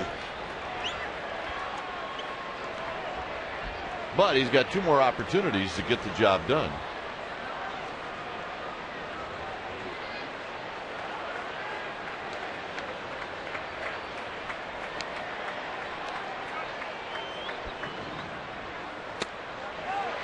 Now he's got 1 more opportunity to get the job done. It's 1 and 2. Well, form looks good to here. Just not making any contact. He's not really doing anything mechanically wrong, technically wrong. I mean, if you're the skipper of the Pirates, John Russell, you got to think about letting him just swing. 0 for 6 in the bunting department. And you know, you're talking about a 1-run ball game, a 1-1 ball game. That's a long walk back to your dugout. Romo's going to come into the game. Zito's coming out with Andrew McCutchen coming in. But it's time for a change. Think Speedy Oil Change and Tune-Up, your oil change tune-up and smog experts. Zito will depart, and he should get a nice round of applause.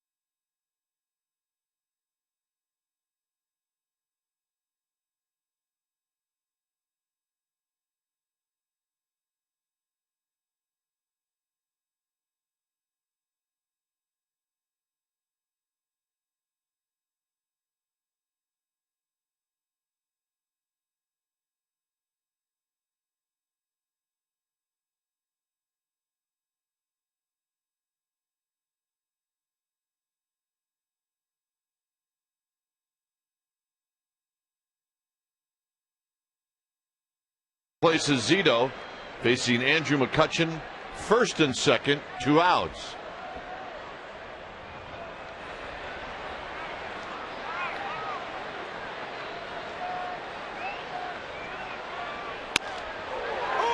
And a strike. That's a big pitch for Romo. That is a bitter pill for Zito to swallow as he was taken out of this game. He was not happy about it. And Romo knows the deal. And that first strike for Romo was a big pitch for him.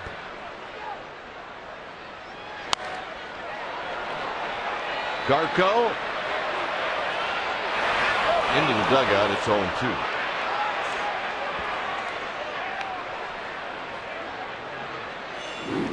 The numbers for Romo, you see the inflated ERA, that all happened in 6 consecutive hitters on the road trip. 6 consecutive hits and they all scored, and his ERA jumped up 4 points. Aside from that bump in the road, he's been throwing great baseball. 0-2 to McCutchen.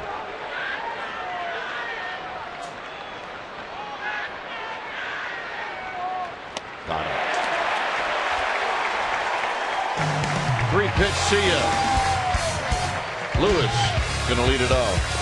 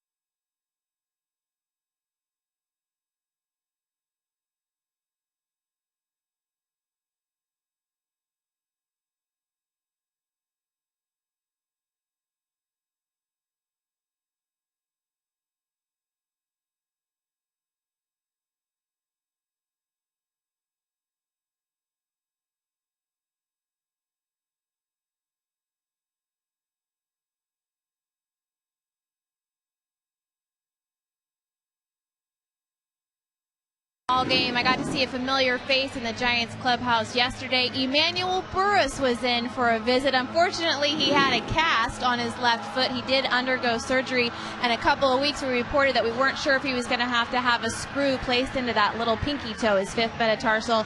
He did indeed have to have the screw put in. He is out for the rest of the season, but he will start rehabbing in 3 to 4 weeks and is looking forward to playing winter ball.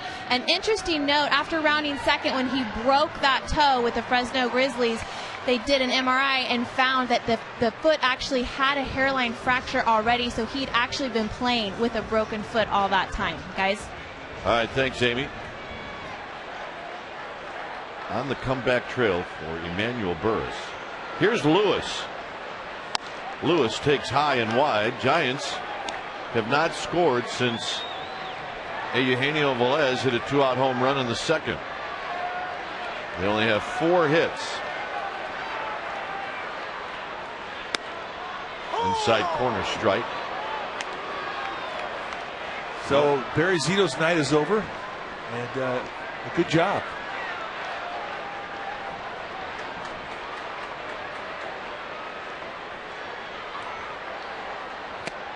Lewis swings and misses 1-2.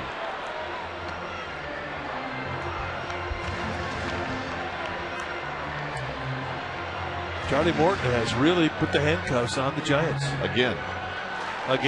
7 shutout innings in Pittsburgh. Just 1 run tonight so far.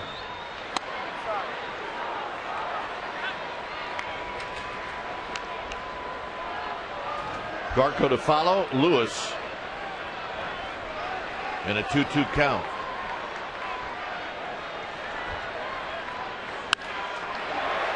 off the glove of Cruz, and it trickles into the outfield.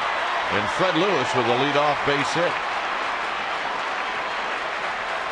Little slice job. It just kept working its way away from Cruz.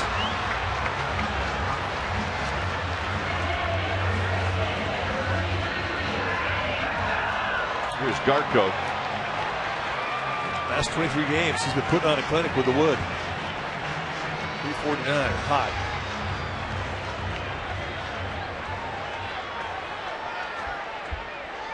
Tonight, he's popped out to center and he's popped out to short.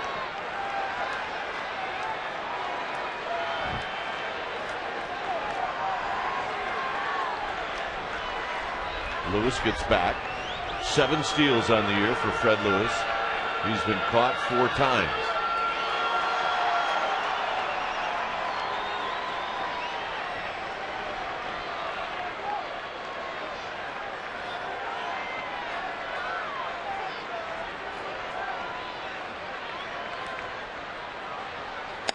Fastball is high. 1 ball and no strikes. 137 on the unload time for Charlie Morton. That would allow a base runner to get a pretty good jump.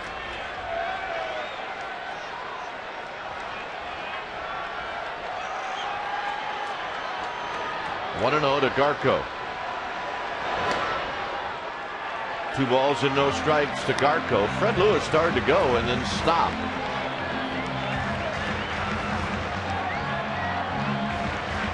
This about Garco. He's not in any hurry to have his at bat over with. There you see the bluff.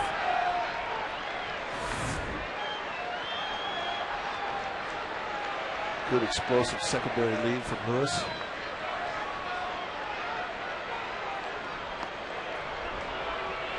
John Russell saw the same thing you saw.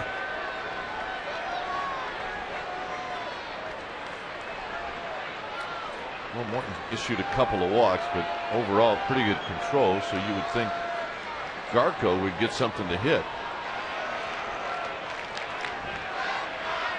Runner goes, taking all the way. Lewis now in scoring position for Garco with his 8th steal of the year. And Ramon Vasquez not happy about the call. Pirates second baseman thought he had the tag put on Lewis. Garco giving Fred Lewis a chance to get in score position. Very close play. Delphine Talon, the second base umpire, seeing safe, and that may have been a break for the Giants. Ryan Billman not agreeing with the call from Cologne. So Garco took that pitch to give Lewis a chance to get into scoring position, and there he is. Out of play, 2-2. That ball ran in on the hands of Garco. One thing too about Garco is you see the short arms and you think this guy is tough on the inside pitch, which he is.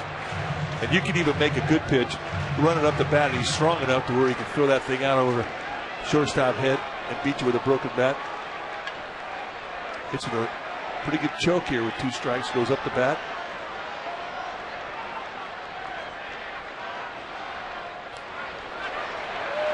Three and 2. Last time we seen a guy choke up like that, he played left field here and he hit a lot of home runs. Yeah, like 762 of them. But I don't remember, Mike, seeing Garco choke up in his first 2 at-bats. Of course, maybe he didn't get the 2 strikes, but now? Well, he had a slight choke, but not as dramatic as this. This is definitely an adjustment with a 2-strike swing.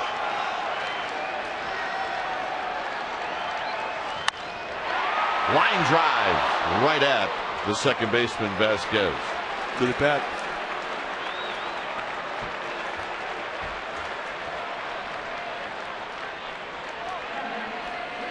Take at bats like that every time, you're going to make a lot of friends in this city. Lets the ball get deep, throws a good bullet the other way.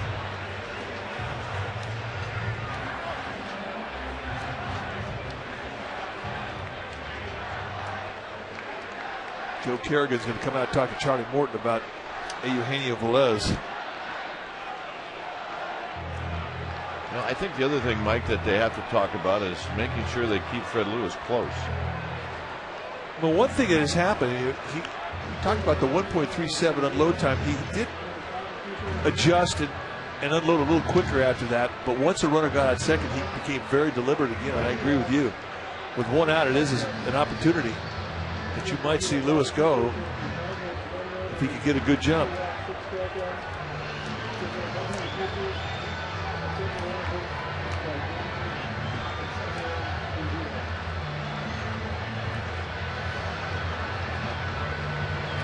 Jeremy Affeldt starting to head down to the Giants' pen.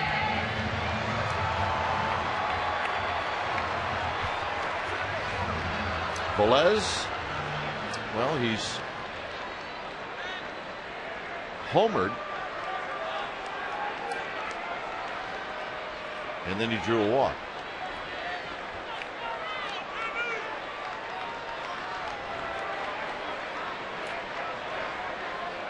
And he takes the pitch outside for a ball.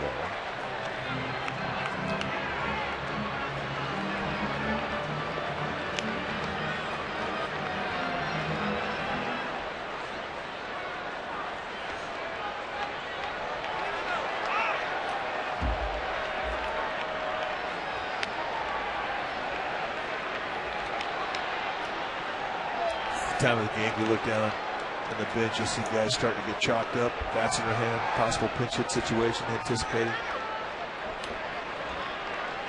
Frank Robinson wanted to see a bat in every non-starter's hand, and it wasn't a pitcher.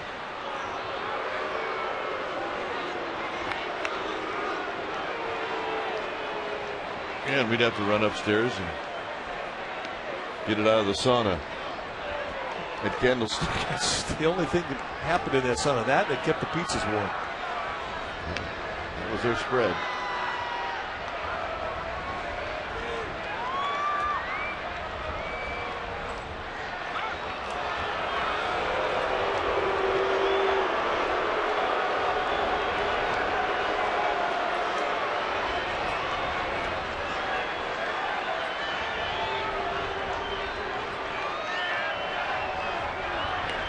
One ball and no strikes. Velez waiting patiently on Charlie Morton.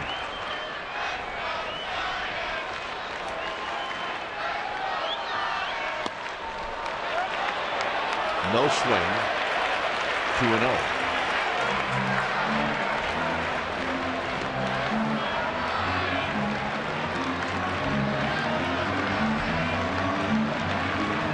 Zito watching the rest of this one, sitting next to Dave Righetti.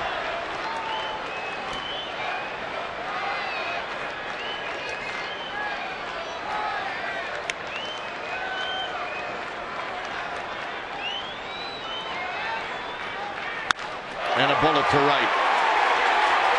Velez bounces one off of archway number 3, and he's got a double, and he's got 2 RBIs in this game, and the Giants lead 2-1.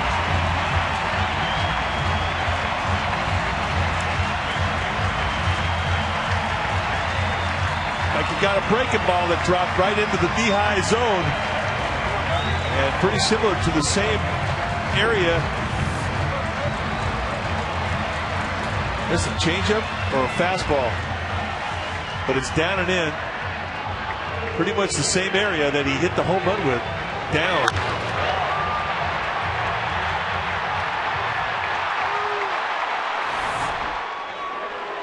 Now Velez with speed at second with Uribe at the plate.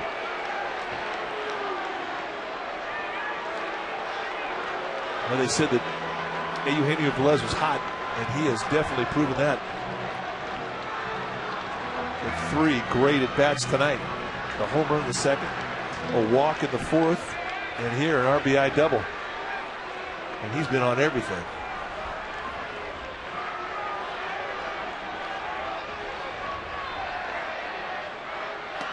In tight to Juan Uribe.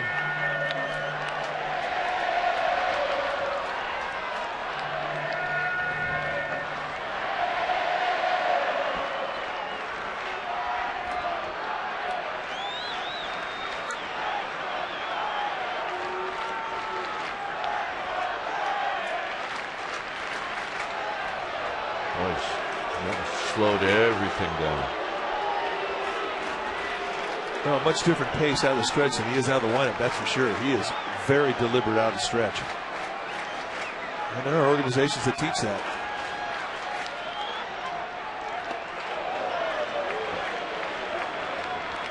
Jesus Guzman is in the on-deck circle.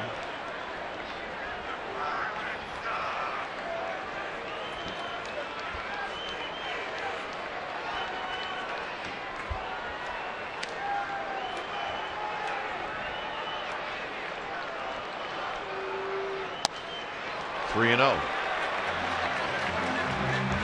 98 pitches now for Charlie Morton.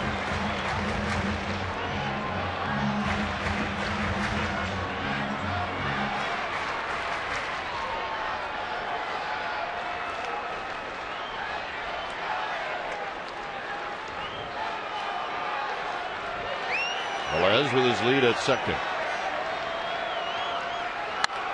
Swing a drive to right. Moving back is Young. Young will make the catch. Velez will tag and go to third. So Bruce Bochy gambled a little bit right there, letting him go on a 3-0 count.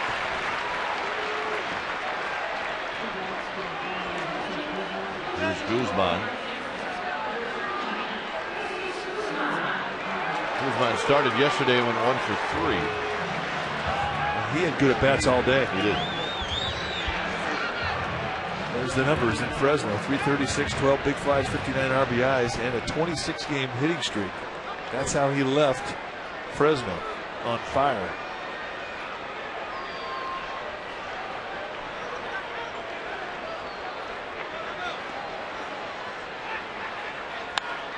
Foul back.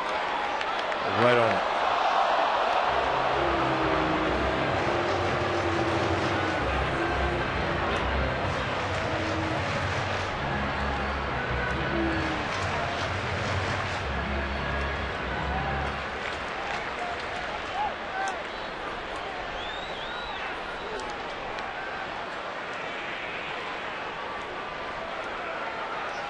One to Guzman. And that hung up there, but too high. 1 ball and 1 strike. You always watch a guy that's hot, how he gets in the box, how he sets his rhythm before he gets in his stance. It's almost like they do a little dance.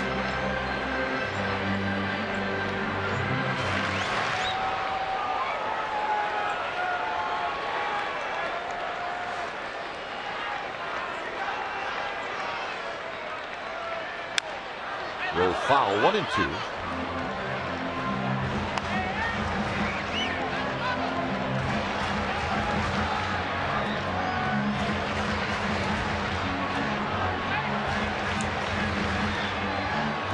Runners in scoring position, a cool 396 in Fresno.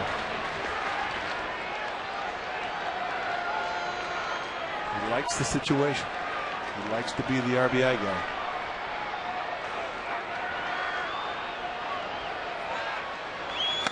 And that pitch is high. No swing. 2 and 2.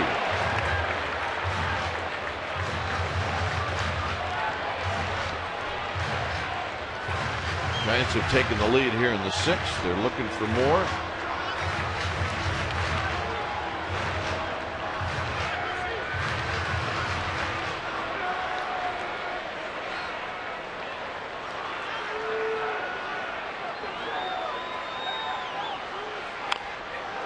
And that's fouled off of Domit.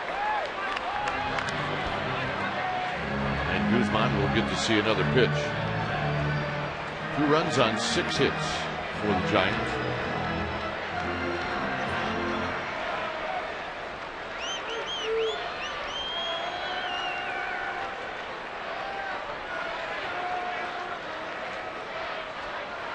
Velez at third. And the 2-2. Out of play. He humped up there, 95 to.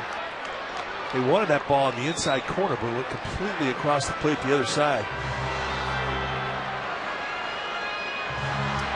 Well, we've watched Guzman take batting practice as early as spring training. He really concentrates, even in batting practice, on Trying to hit the ball into right center field almost every time.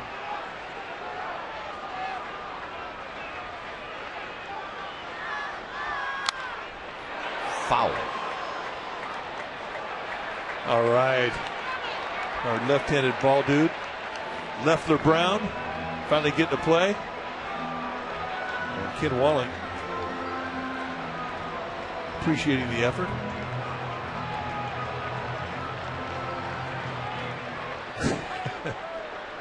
Excited. He made the play. We're not going to hoot on him. 2-2. Popped them up. Giants take the lead here in the 6th inning. 2-1 Giants.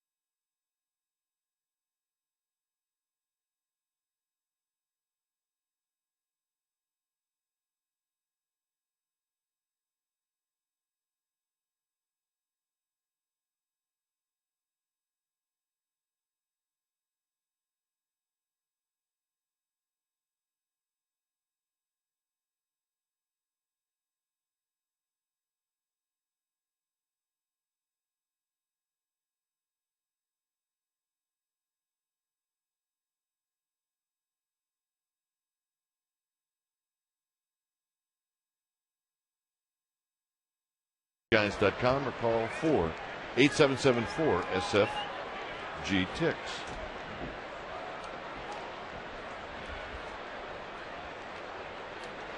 FL to face Delwyn Young. 2-1 Giants. FL with a first pitch strike.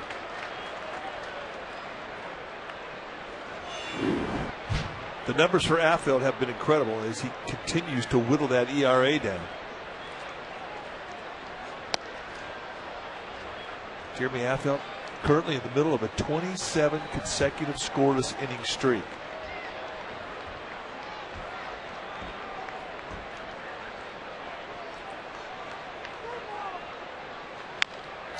This one is bounced foul. So the t-shirts modeled by a couple of the Kruko boys and the Sandoval mask. That's Wes on the left, Chase on the right. They like the shirts. It's amazing that generation, how camera shy they are. Yeah, it's a scary thing. Down the right field line and out of play. 1-2. Yep. Couple of good-looking boys. Make their mother proud. I call them boys. Yeah, they have a tendency to act that way when they get around that camera, don't they? Angelina's wondering what happened. Well, Jeremy Affeldt's wondering where that pitch was too. That was a good fastball right in that inside corner. Shows Bruce Bochy. Bang. I'll say this, if it was called strike three, Delwyn Young would not have argued. Just foul.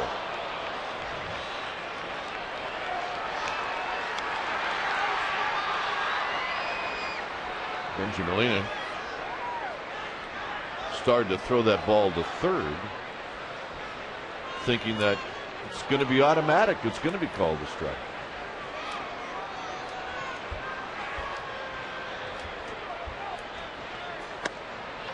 Three and two. You know, and sometimes you make a pitch where you know you've made the strike and you don't get it, and all of a sudden you stay angry on the pitch and it affects your concentration.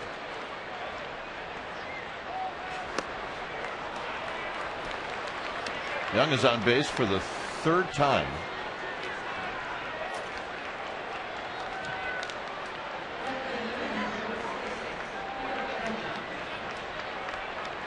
And here's Garrett Jones.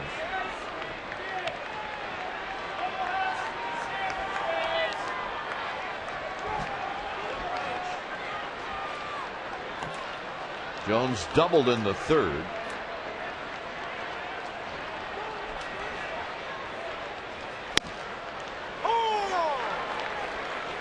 You wonder why is Jeremy Affeldt in this game, the seventh inning? Well, it's to face this guy right here.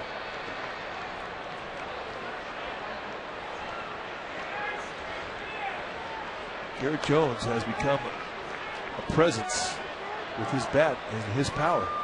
You have to respect it. This is rolled foul, so it's a quick 0-2.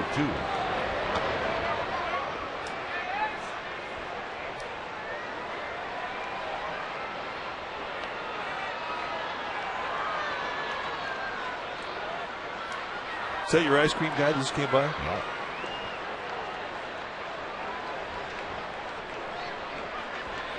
No balls and 2 strikes.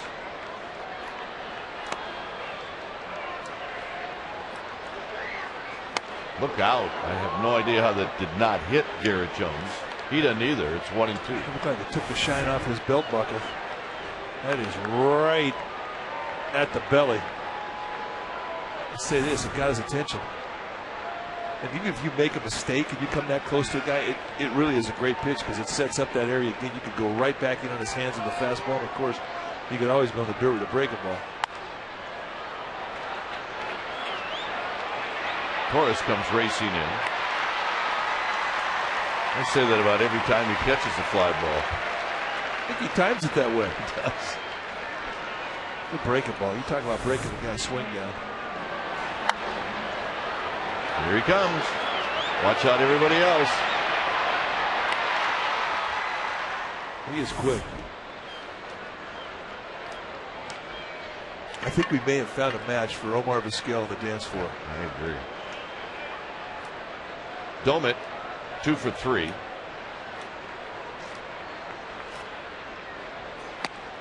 And tight, 1 ball and no strikes. Jeremy Affeldt not afraid to pitch inside, folks.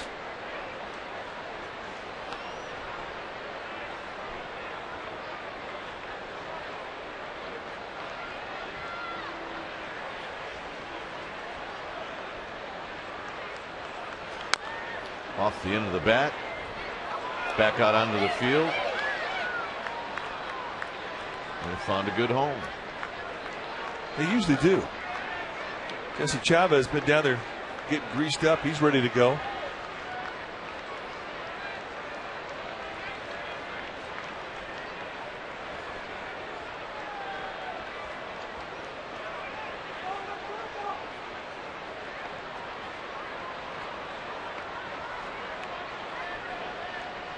In the 5th inning, Young with a leadoff base hit.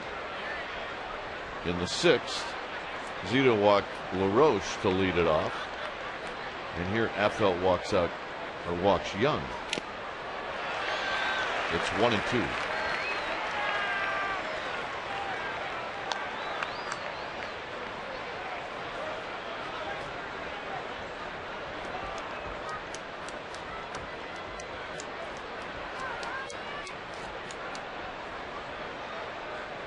Well, you threw a curveball down the dirt and a 1-2 count, and the guy did sort of broke his swing down. You got to go there again. And that's pulled foul. Or you could pound his hands with 94. What a great pitch. And that ball really had cutting action. Doman is a very quick hitter to that inside corner. Strong. This thing just goes right for his knuckles. You talk about planting gas on a guy. That totally took the swing away.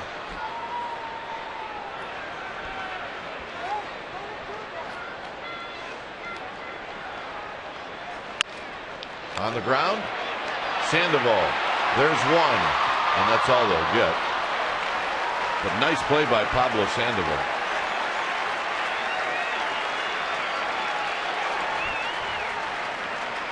And Velez hung in there. Delvin Young runs very well. This is the play right here. Goes full out, and he gets the force. And there you see the heat put on by Delvin Young, and that is good, clean baseball right there.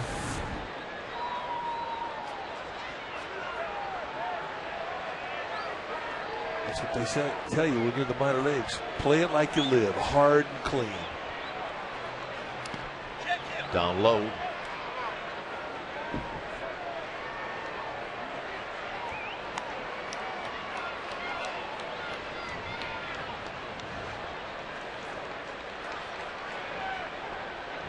Billy Hayes is headed down to the bullpen. What does that mean?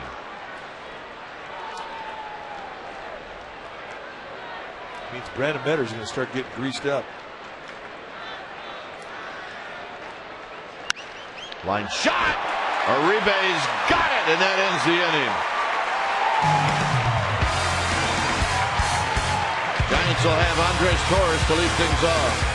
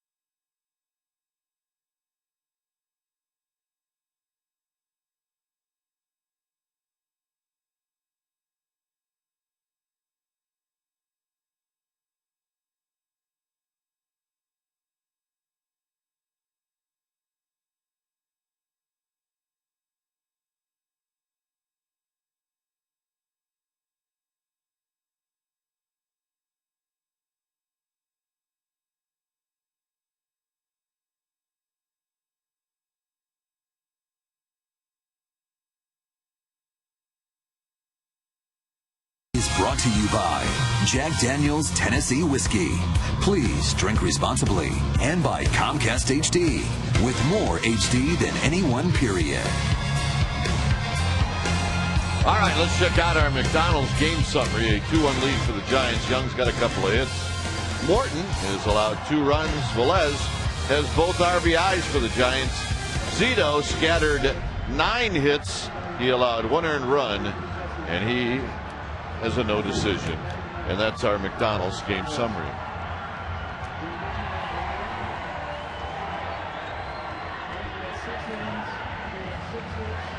So the new pitcher is Jesse Chavez. He's been a workhorse for John Russell. 46th time he's taken the ball. Chavez got a good fastball. He'll go a little bit low to mid-90s. Got a good hard slider. He'll throw a lot to righties. A changeup, he'll throw that more to lefties. And he's facing Andres Torres, who is 0 for 3.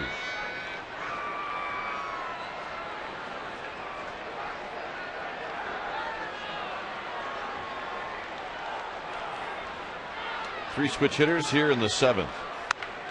And that is a fair ball. And it sticks in that bullpen. And Torres has got a double. Stay there, kid.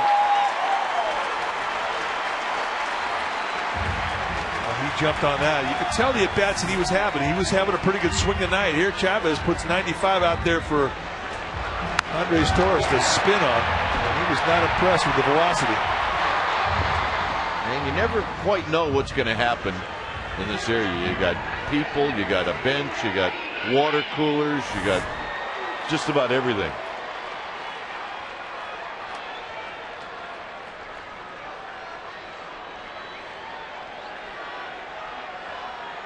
Randy Wynn is 0 for 2 with a walk.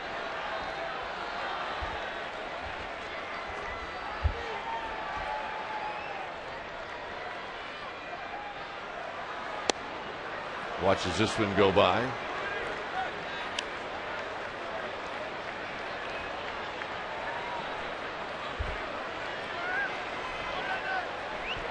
Jesse Chavez, a rookie out of San Pedro, California. Pirates have a lot of guys from California on their roster. Indeed they do.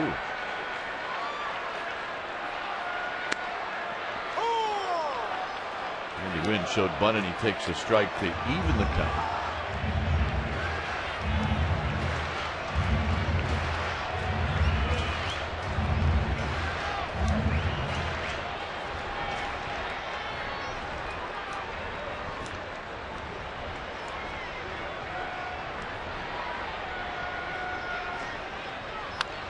Good bunt. Randy Wynn is called out. Wow.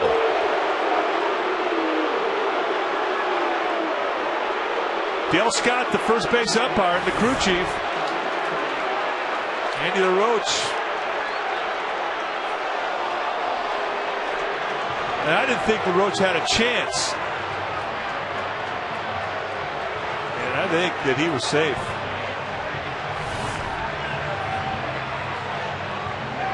And Bruce Bochy is going to go out and have a word.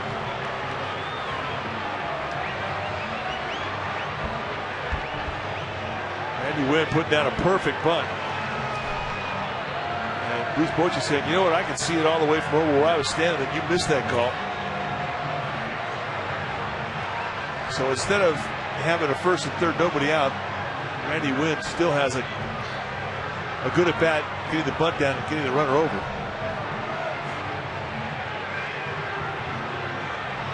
But I mean, you have to credit Andy LaRoche for making a pretty good effort to make that place close. And obviously he got the call, but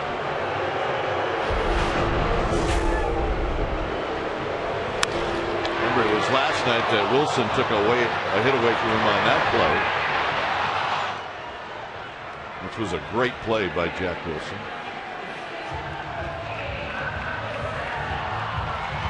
So Randy Wynn not getting any breaks at all. He should have had a couple of hits. Certainly here on a beautiful bunt. Here's Sandoval with the infield in. 1 ball and no strikes.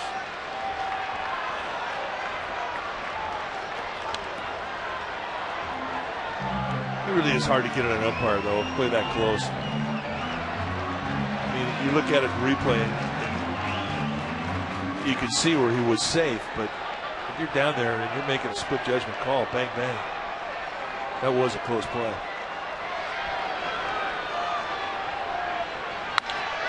And a base hit for Sandoval, and Torres scores. It's 3-1. And that's a big run. That's a run where if the infield's not in, it's probably caught. And they love the Panda. A little sinker that runs out at 93. A good pitch from Chavez. With that infield in, the Panda puts a bullet out there just over the head of Vasquez, the second baseman. And you're right, Kat. If he's back, that's an out. That's a big league hang with him. Here's Benji Molina. It's a hit and run and a base hit. Sandoval is headed to third.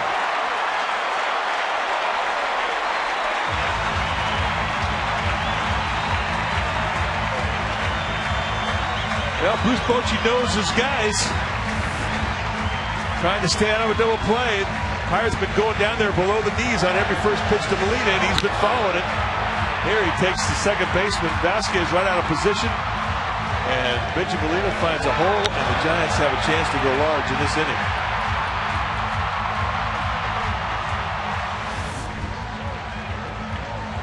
Fred Lewis will hit now with runners at the corners.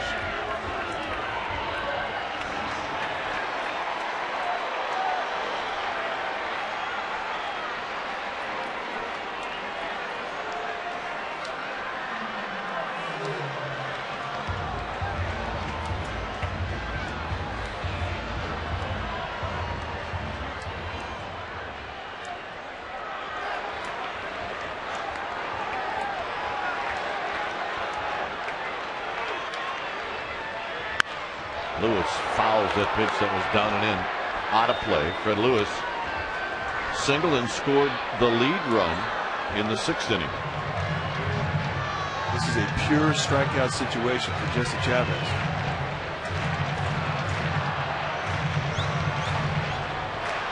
Garco to follow.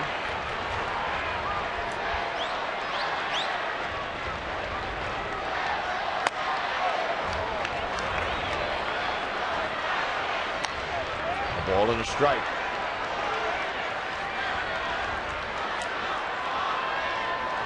Everything completed around the major leagues with the exception of this game. The Angels and Indians are tied in the 8th inning.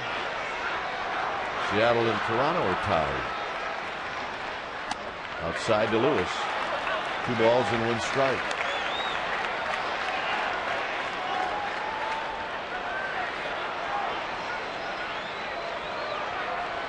How about that score? The Cardinals touchdown and a field goal, 10-0 over the Dodgers. Wow.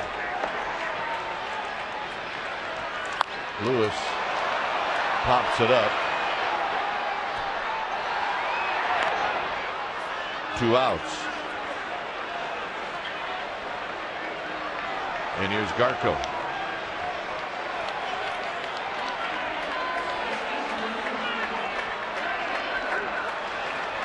Well, a great opportunity here to make some friends.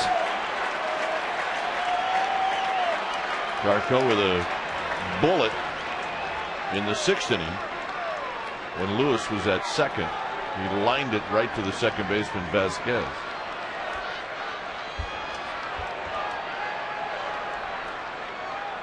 See if he chokes up as much here. Nope. On the ground and a one-hopper to the third baseman LaRoche, and that'll end the inning. Giants pick up a run. We'll head to the 8th. It's 3-1 San Francisco.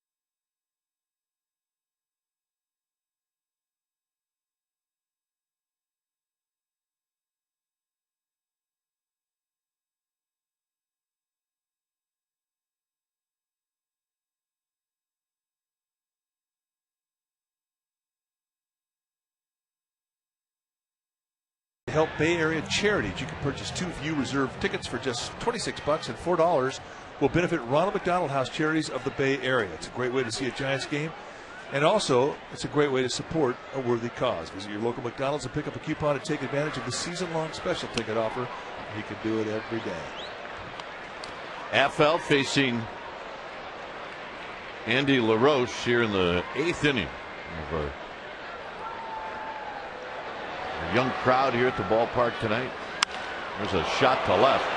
Lewis is going to watch this one bounce off the cars, and he had a chance if he could have picked it up, and he dropped it.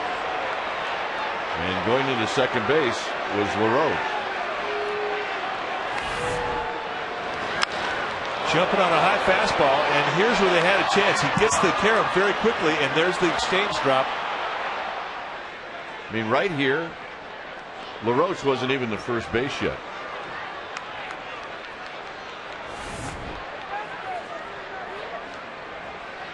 And here's Vasquez. For the 4th inning in a row, the Pirates have their leadoff hitter on.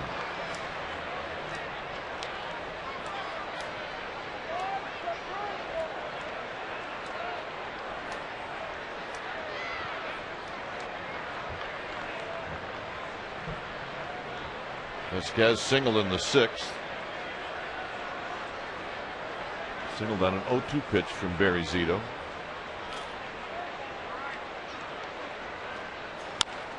Bounces this one to Garco. Garco will take it right near the bag. On the play, LaRoche moves to third. And here comes Bruce Bochy. Well, Affelt staying in the game to face Vasquez, the left-hander.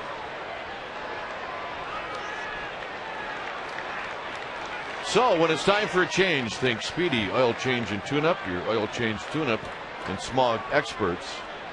Affelt departs.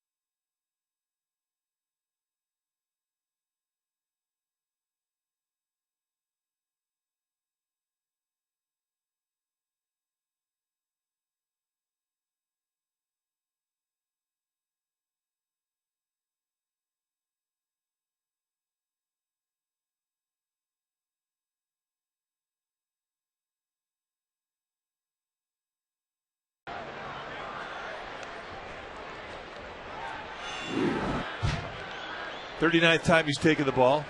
Tremendous season for Bruce Bochy. 37 strikeouts and 41 innings. And there's a lot on the line right now.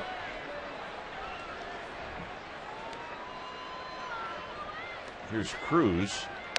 Big breaking ball is high.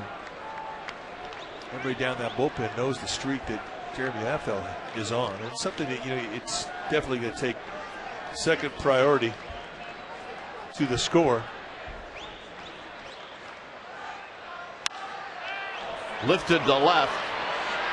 Lewis is coming over. He will make the catch. It'll be a sacrifice fly. Coming in to score is LaRoche, and it's 3-2.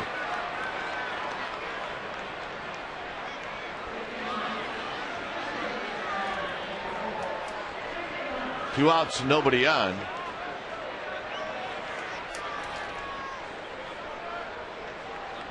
It's going to be Moss who will pinch hit.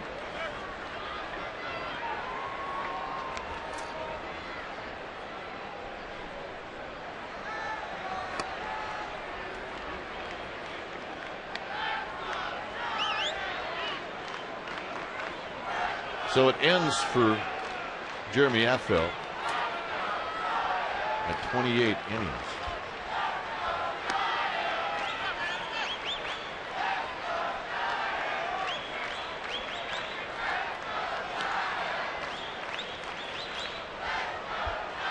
Nobody on, 2 outs.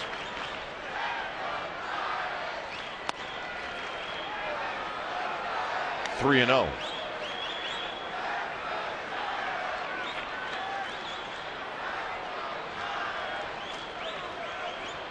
Brian Wilson, ready. There's a strike. 3 and 1.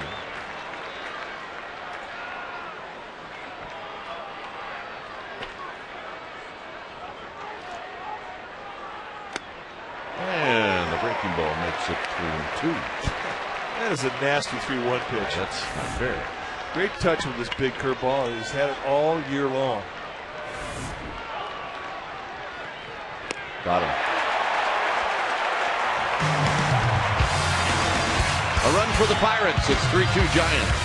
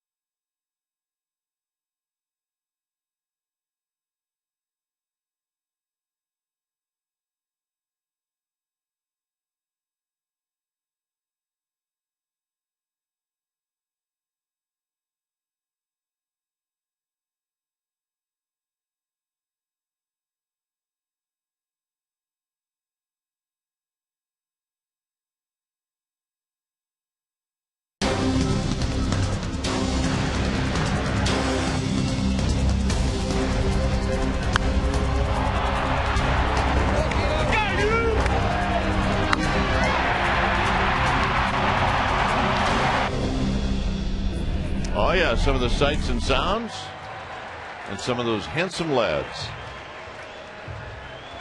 As the Giants try to pick up an insurance run here in the bottom of the 8th inning.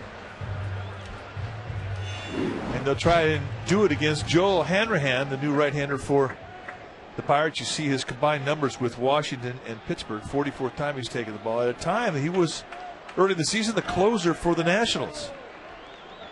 He's got good stuff. Velez has had a good night. A home run, a double. He's knocked in a pair, and he's drawn a walk.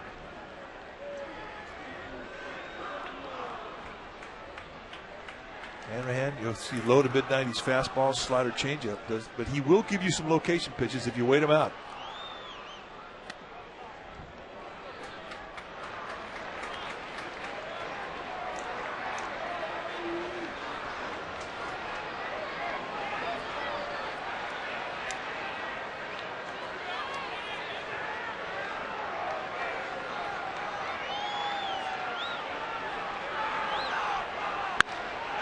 Hit to left. Jones back. Jones puts it away. 1 out. That's a good swing he's got going. Well, a reminder to tune into the Bay Area's #1 rated 11 p.m. newscast, NBC Bay Area, tonight at 11, and you can wake up with traffic and weather on NBC Bay Area. Weekday morning starting at 4:30 a.m. Really? 4:30, baby. Set your alarm. That's, you know what? I don't have to. You're usually texting me while you're walking the dog. Hey, if I'm up, you're up, pal.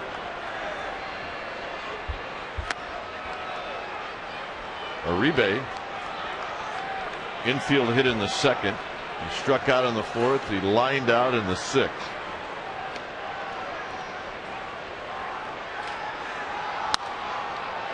Not a play.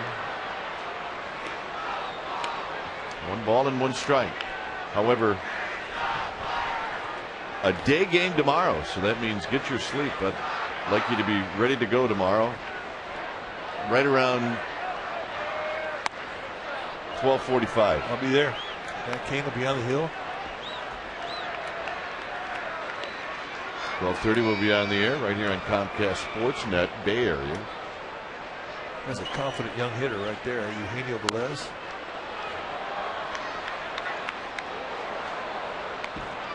Zach Duke will take the mound for the Pirates. Zach Duke, who was on the National League All-Star team this year. Thanks to Matt Kane. 2-2. And a base hit to left field. A 1-out single for Uribe, who can hook a ball as good as anybody I've ever seen. Strong-handed. You're going to hook the ball, you better have strong hands. And that, my friend, is a strong top hand.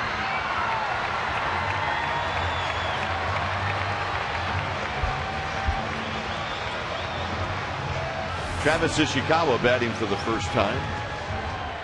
See his numbers: 7 home runs, 30 driven in.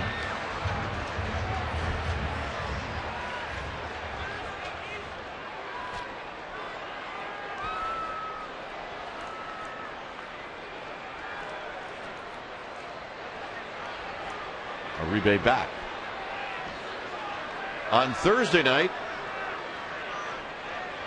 the Philadelphia Phillies are in town. That's right, the world champion Phillies. And Jonathan Sanchez will take them out. Phillies beat the Diamondbacks tonight 4-3. They're a very confident team right now.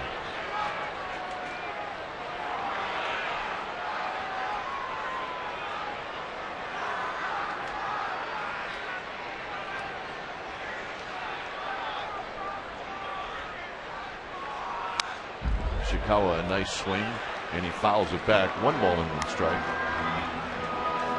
So who do you think Zito gets on Sunday? Who? Cole Hamels. Exactly right. He wouldn't want it any other way. You're right. I will accept the challenge. Bring it on, baby.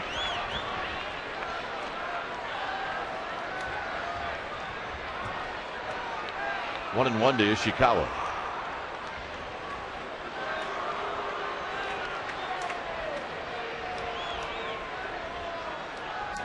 Two opposites completely will pitch on Saturday.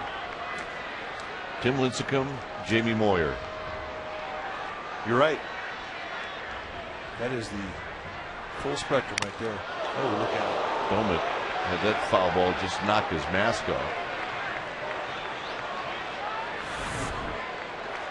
Boy, it just blew this thing right off his head. That is a direct hit. I mean, there was some concern a couple of years ago. Remember, after Mike Matheny suffered a career-ending concussion, about doing some studies on catchers and the number of foul balls they get wrapped off their mask. This is the old style mask. Remember, Mike Matheny had the newer style mask. I think the old styles are better. I think they protect you a little bit more. They feel better when you take one in the teeth. 2 and 2. The new style ones, they rock you a little bit more. Let's listen to it. It's just like getting punched. The only difference is if you're in a fight and you see a punch, a lot of times you can brace yourself and you can protect yourself. Well, you're totally relaxed when you're catching. You're not tightening your neck muscles at all to accept the blow. You just get sucker punched by a baseball and it hurts.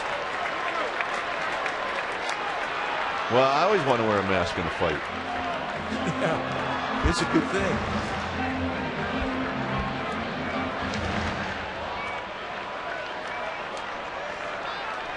Billy Hayes, he wears that mask when he goes to a bar. Even the lobby, he's got that on. Can't get it off. Part of it. Runner goes, swing and a miss. Throw down to second is past the second baseman Vasquez. Uribe going to have his second stolen base. Well, Travis Ishikawa strikes out swinging. Oh, a nasty sinker.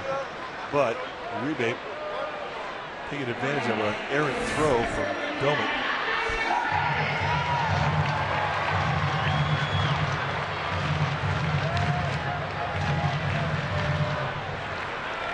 Torres has had a good swing tonight. Ron Fairley tells a great story about your old pitching coach, Norm Sherry. Yeah. About his baseball card, the full-on catcher's mask. You couldn't tell who was behind the mask. Swing and a miss. No balls in one strike. Could have been anybody. Could have been a teacher. Could have been a woman. And he, when the card came out, that was his nickname from there on. Catcher face. Catcher face Sherry. Out of play, it's 0-2. But if you look at some of the old baseball cards from the 40s or 50s, it wasn't uncommon to see catchers with the full-on mask, and you had no idea who was behind it.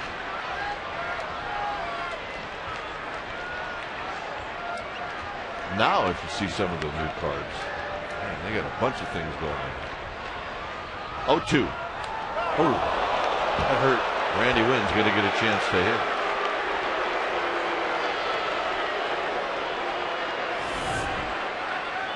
Tried to go up and in, and this one just catches a piece of the elbow. His right arm. Is that a little bit of a stank eye?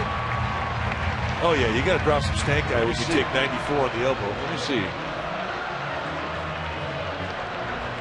A little bit.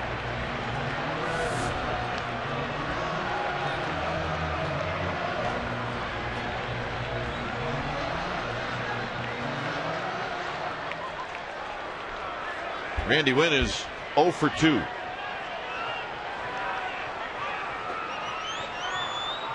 And the first pitch is high, 1 ball and no strikes.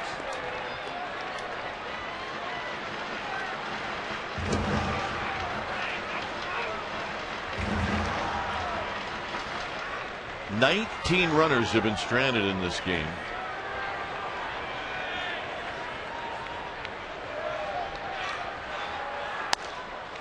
I guess he called it high. 2 balls and no strikes.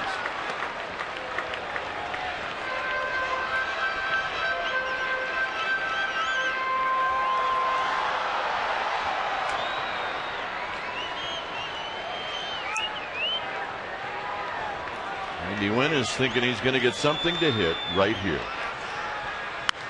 And he fouls it out of play. 2-1. He was geared up for gas, looking middle away. He got the pitch and the location he was looking for.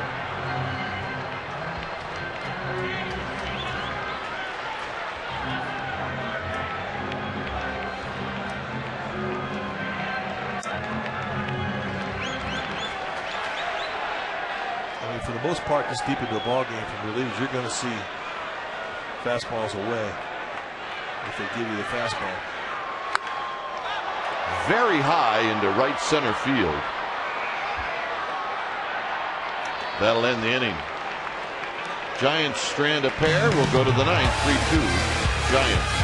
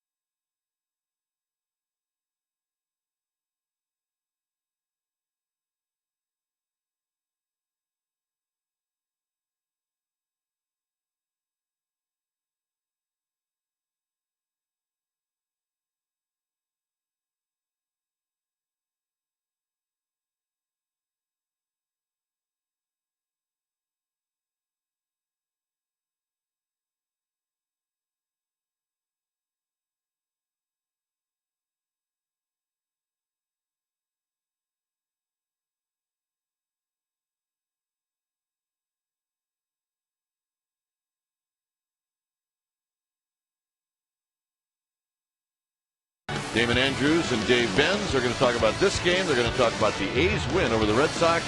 And you're going to get the 49er rookie report. 10:30 tonight. Wilson to face Andrew McCutchen, and a strike.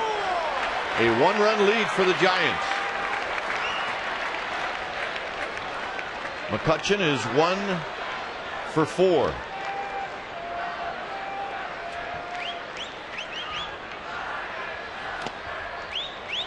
Travis Ishikawa is now at first base. The numbers for Wilson. They're all good. 25 saves and 29 opportunities. 47 punch outs, 17 walks. Those are power numbers. Just 36 hits allowed, 44 in the third. In tight, 2 balls and 1 strike.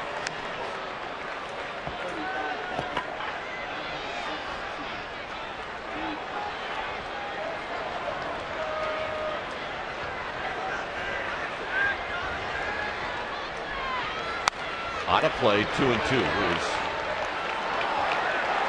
the Comcast gun at 97, the ballpark gun at 98.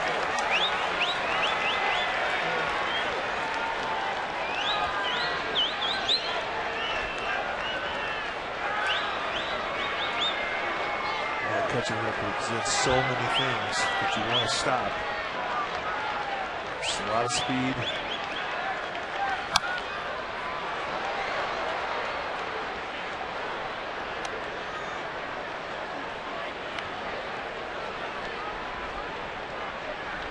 Marco found a friend, Tim Lincecum. It's amazing when you don't have to face the guy, how you can become buddies. 2-2. Got him. And that's a big out. Keeping his legs off the base, that is huge. And the payoff pitch, a 90-mile-an-hour breaking ball that he cannot hold up on. Plate umpire Ron Copa says, yo, grab some pine and eat.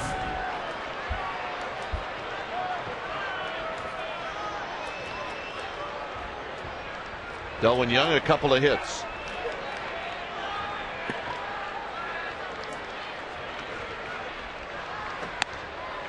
A bit high for a ball. 1 ball and no strikes. Delwyn Young's had good at bats all night long.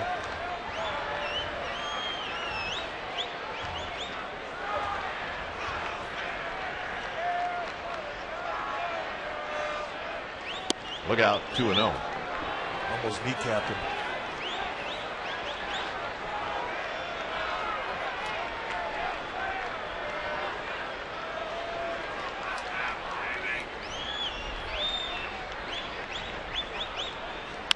On the ground, up the arm of Sandoval, and the tying run is aboard. Well, it hasn't happened very often where you see him bobble a ball. Yeah, very steady.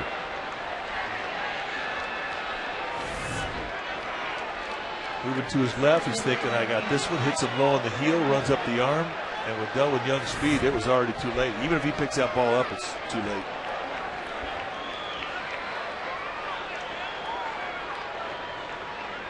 Here's Garrett Jones.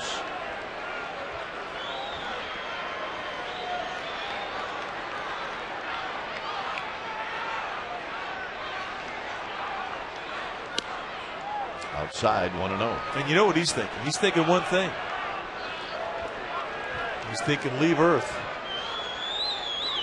And he has got excellent power.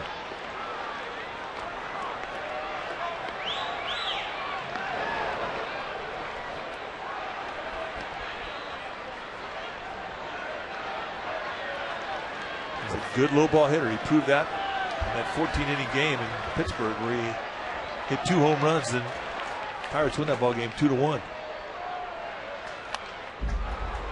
Fouls it back. 1 ball and 1 strike. Good pitch. Really got in tight there. That ball ran right up the bat.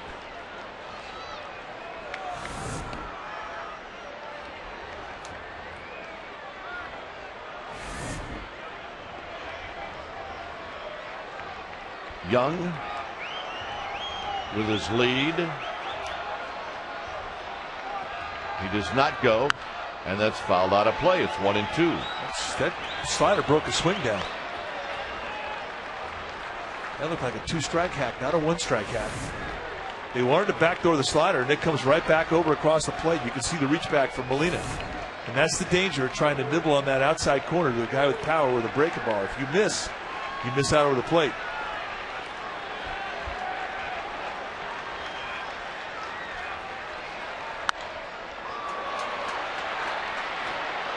Torres is coming in. He says, I got it.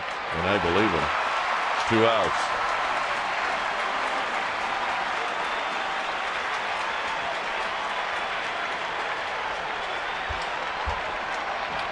Here's Ryan Domit. Tonight, over 35,000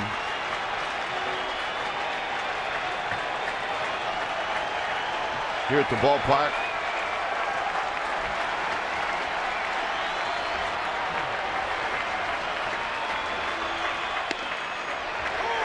That's where he wants to go. When he tries to backdoor, he wants to drop that thing right on the corner. That was a perfect pitch. And Copa compliments him with the call. That's definitely a pitcher's strike.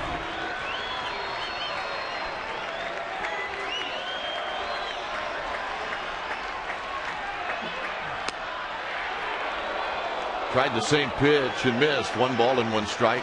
Well, that's what you say to yourself. If I'm going to miss, I'm going to miss off the plate with it. Wilson trying to pitch through the air, pick up Sandoval. Outfielder's playing a step or 2 back, swinging a bouncing ball foul. 1 and 2. And this is the pitch. If you're out there with a chance to close it out, and you get a 2-strike count in a 2-out situation, and you get your home fans up, there is no better feeling.